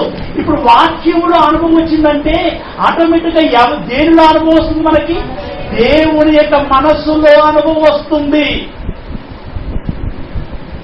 ఇప్పుడు మన మమ్మీ మన సేపు మనకు తెలుసు, ఎందుకంటే చాలా రోజుల నుండి గమనిస్తున్నాం కదా, అనుభవం వచ్చేసింది. అందుకే ఏది అడగాలో ఏది అడగకూడదు, మనకు కావాల్సిన చిల్లరలను వసూలు చేసుకోవడం ఎలా మనకు తెలుసు టెక్నిక్. ఎందుకంటే అమ్మ మనసు మనకి తెలిసింది, అనుభవం వచ్చింది. డాడీ మనసు ఏందో మనకి తెలిసింది. ఎలా అడిగితే ఆయన సాంక్షన్ చేస్తాడో మనకు తెలుసు. అవును కదా, అనుభవాలు వస్తాయి. ఇప్పుడు మన తండ్రి మనస్సులో మనకు అనుభవము రావాలి. తండ్రి మనస్సు ఏంటో మనకు తెలియాలి. తెలిస్తే ఆటోమేటిక్గా మన మనస్సు మన తండ్రి మనస్సుకు అనుకూలంగా మారుతుంది. మన మనస్సు మారితే దేవుని ఇష్టం నెరవేరుస్తాం మనం. అవునా? దేవుని ఇష్టం నెరవేరితే దేవుని మెప్పును పొందుకుంటాం. దేవుని మెప్పును పొందుకుంటే దేవుని ఆశీర్వాదానికి పాత్రలం అవుతాం. దేవుని ఆశీర్వాదాలకు పాత్రలమైతే నిత్య జీవానికి వారసులం అవుతాం. చెప్పండి. నిత్య జీవానికి వారసులం కావాలంటే దేవుని ఆశీర్వాదానికి, నిత్య జీవం ఎక్కడ? పరలోకం. నిత్య జీవానికి వారసులం కావాలంటే దేవుని ఆశీర్వాదాలకు పాత్రలం కావాలి. దేవుని ఆశీర్వాదాలకు పాత్రలం కావాలంటే దేవుని మెప్పును పొందాలి. దేవుని మెప్పును పొందాలంటే దేవుని ఇష్టాన్ని నెరవేర్చాలి. దేవుని ఇష్టాన్ని నెరవేర్చాలంటే దేవుని మనస్సేంటో తెలుసుకోవాలి. దేవుని మనస్సేంటో మనకు తెలవాలంటే 66 పుస్తకాలని వడబోయాలి. అంటే 66 పుస్తకాలను వడబోయాలి. 66 పుస్తకాలలో ప్రతి పేజీలో, ప్రతి అధ్యాయములో, ప్రతి సెంటెన్స్ లో, ప్రతి పదములో దేవుని మనస్సు దాగి ఉన్నది. 66 పుస్తకాలు దేవుని మనస్సుకు నిదర్శనం అండి. అద్దం ముందు నిలబడ్డప్పుడు మన ముఖం మనకు ఎలా తేటగా కనబడుతుందో, బైబిల్ను తెరిస్తే ఈ పదాలలో దేవుని మనస్సు మనకలా కనబడుతుంది. దేవుని మనస్సు మనకు కనబడితే ప్రియులారా మనం దేవుని ఇష్టాన్ని తెలుసుకోగలుగుతాం. దేవుని ఇష్టాన్ని తెలుసుకోగలిగితే ప్రియులారా మనము కూడా మన మనస్సును దేవుని ఇష్టానికి అనుకూలంగా మలుచుకోగలుగుతాం. దేవుని ఇష్టానికి మనం అనుకూలంగా మలుచుకొని ఆయన ఇష్టాన్ని నెరవేరుస్తాం. నెరవేర్చి ఆయన మెప్పును పొందుకుంటాం. ఆయన మెప్పును పొందుకొని ఆయన ఆశీర్వాదానికి పాత్రలమవుతాం. ఆయన ఆశీర్వాదానికి పాత్రలమై నిత్య జీవానికి వారసులమవుతాం. చెప్పండి పిల్లలు. ఇప్పుడు వాక్యంలో అనుభవం రావాలంటే మనం ఏం చేయాలి? చదవాలి లేదా వినాలి. లేదా వినాలి. చదవాలి, వినాలి, రెండు జరగాలి. చదవాలి, వినాలి. పిల్లల వినాలంటే ఇలాంటి తరగతులు జరగాలి. ఇలాంటి తరగతులు జరగాలి. పిల్లల దేవుని మనస్సు ఏంటో మీకు తెలియచేయాలి. ఎందుకంటే ముఖ్యంగా మీరు నిత్య జీవానికి వారసులు అవ్వాలి. నిత్య జీవానికి వారసులు అవ్వాలి. నిత్య జీవానికి వారసులు అవ్వాలంటే దేవుని ఆశీర్వాదం పాత్రలు అవ్వాలి. ఆయన ఆశీర్వాదం పొందాలంటే ఆయన మెప్పును పొందాలి. ఆయన మెప్పును పొందాలంటే ఆయన ఇష్టాన్ని నెరవేర్చాలి. ఆయన ఇష్టాన్ని నెరవేర్చాలంటే ఆయన మనస్సు ఏంటో మీకు తెలియాలి. ఆయన మనస్సు ఏంటో మీకు తెలియాలంటే 66 పుస్తకాలలో ఉన్న సారం ఏంటో మీకు తెలియాలి. ఆ సారాన్నే ఈరోజు అంశాల వారీగా మీకు పాఠాలు చెప్పడం జరుగుతుంది. కనుక దేవుని మనస్సు మీకు తెలియాలి అంటే ఈ తరగతులకు మీరు హాజరు కావాలి. అలా హాజరవ్వండి. దేవుని మనసు తెలుసుకోండి. ఇష్టాన్ని నెరవేర్చండి. మెప్పులు పొందండి. ఆశీర్వాదాన్ని పాత్రకండి. నిత్య జీవానికి వారసులు కండి. యేసు క్రీస్తు వచ్చిన తర్వాత మనం అందరం పర్వతాజంలో తీసుకుంటాం. ఓకేనా? ప్రార్థిస్తాం. మీ అందరికీ చిన్న గమనిక ఏంటంటే ఈరోజు చెప్పినటువంటి పాఠ్యాంశం మీద వచ్చే వారంలో ఒక 5 ప్రశ్నలు, చిన్న తేలికైన ప్రశ్నలు మీకు వేస్తాను. గర్ల్స్ ఉన్నారు, బాయ్స్ ఉన్నారు. ఇందులో ఎవరు ఫాస్ట్ గా ఆన్సర్స్ ఇస్తారో మనం వచ్చే వారం ఓకే. మీకు పాయింట్లు ఇచ్చాను, బాగా అర్థమైందని నేను అనుకుంటున్నాను. అర్థం కావటానికి ఆలస్యమైనా సరే మీకు విడమరచి చెప్పేటువంటి ప్రయత్నము చేశాను. మీరు వీటిని ఏం చేయాలి? మీరు ఇంటికి వెళ్ళి సెల్ఫ్లో పెట్టి వచ్చే నాడు దుమ్ము దుర్పుకొని పక్క రాకూడదు. ఏం చేయాలి? మరలా రిపీట్ చేయాలి. అవునా? పునర్విమర్శన చేసుకుంటే అప్పుడు మనకు బాగా జ్ఞాపకాలలో చివరి ప్రార్థన చేసుకుందాం. ప్రార్థన మన మధ్యలో ఉన్నట్టు దైవజనులు ప్రార్థన చేస్తాం.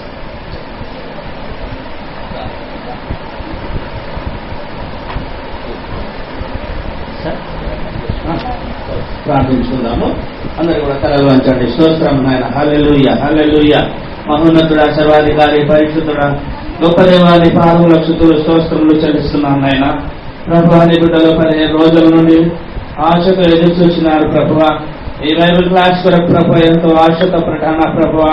ఈ దినం కూడా నాయన నీ బిడ్డలు మరి మధ్యాహ్నం నుండి మొదలుకొని ప్రభువా ఈ రాత్రి వరకు కూడా ప్రభు బిడ్డలు ఎంతో ఆశతో నిరీక్షించినారు తండ్రి. నాయన నీ దాసులు కూడా ఎంతో ప్రయాసంతో ప్రభువా ప్రయాణం చేసి నాయన మంచి సౌకర్యం లేనప్పటికీ ప్రభువా ఈ రాత్రి కాలం ఇక్కడ చేరుకొని ప్రభువా అయ్యా మా యొక్క ఆశను తుదముట్టించినావు తండ్రి. మా పెరుగును తుదముట్టించినావు ప్రభా. నీకు స్తోత్రములు. నీ సేవకులకు నాయన ప్రభా ఇక్కడ పంపించి నీ బిడ్డలతో కలిసి అయ్యా కొన్ని సబ్జెక్ట్స్ నాయన ప్రభువా బిడ్డలు నేర్చుకుంటూ సహాయం చేసినావు తండ్రి. నీకు వందనాలు. దాసుల ద్వారా మాట్లాడినటువంటి ప్రతి విషయాన్ని బట్టి నీకు స్తుతులు చెల్లిస్తున్నాం ప్రభువా. విన్నటువంటి బిడ్డలు వారి హృదయాల్లో ఈ మాటలు నిలిచి ఉండదుగాక ప్రభువా.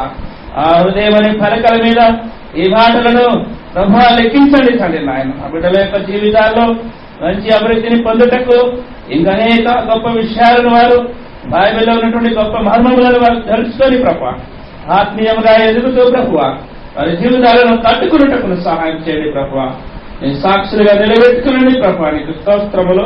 ఆసక్తి కలిగిన ఆయన ఇంకను ప్రభువా ఆ బిడ్డలు ప్రతి నెలలో కూడా ప్రభా ఈ విధంగా కూడుకొని నాయన సహాయం చేయండి ప్రభువా. నీకు వందనాలు.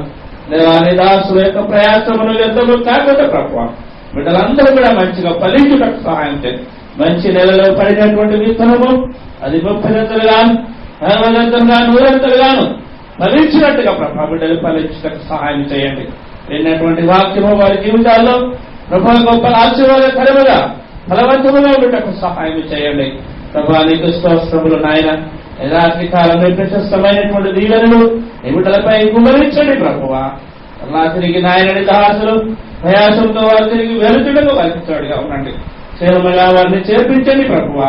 మరలా నిశ్చితమైతే నిరాకాంక్షమైతే వీళ్ళందరం ఇలాగ కూడికొని నేను చుట్టించుకుని కృప దాయి చేయమని వచ్చిన బిడ్డలందరినీ కూడా దీవించి నిర్దీవెనలతో నింపి పంపమని యేసుక్రీస్తు నామములో ప్రార్థన చేశాడికి వేడుకుంటున్నాము తండ్రి. ఆమేన్. మనందరి తండ్రి అయినటువంటి దేవుని ప్రేమ, మనందరి ప్రభు అయినటువంటి యేసుక్రీస్తు వారి కృపారక్షణ, పరిశుద్ధ ఆత్మీయ నీ సహవాసం సహాయం చేరి వచ్చిన మనందరికీ దేవుని మనస్సు ఏంటో తెలుసుకుని దేవుని ఇష్టాన్ని నెరవేర్చి దేవలోకానికి వారసులు కావాలని ఆశపడుతున్నటువంటి ప్రతి వారికి సదాకాలం తోడయుడుగాక. ఆమేన్. అందరికీ వందనాలండి. మరి ముఖ్య విషయం ఏంటంటే ఈరోజు మాకంటే ఇక్కడికి రావటంలో అనుభవాలు మాకు వస్తున్నాయి. ఎలా అయితే ఇక్కడికి తొందరగా రాగలుగుతాం అనేటువంటిది మాకు ఈరోజు ఒక అనుభవం. మరి ఈరోజు దురదృష్ట పరిస్థితుల్లో ఆలస్యమైపోయిందండి. నెక్స్ట్ వీక్ మేము జాగ్రత్త పడతాం. అది సమయంలోనే వస్తాం. 6 గంటల లోపు మేము వస్తాము. మరి నెక్స్ట్ వీక్ అనగా 3వ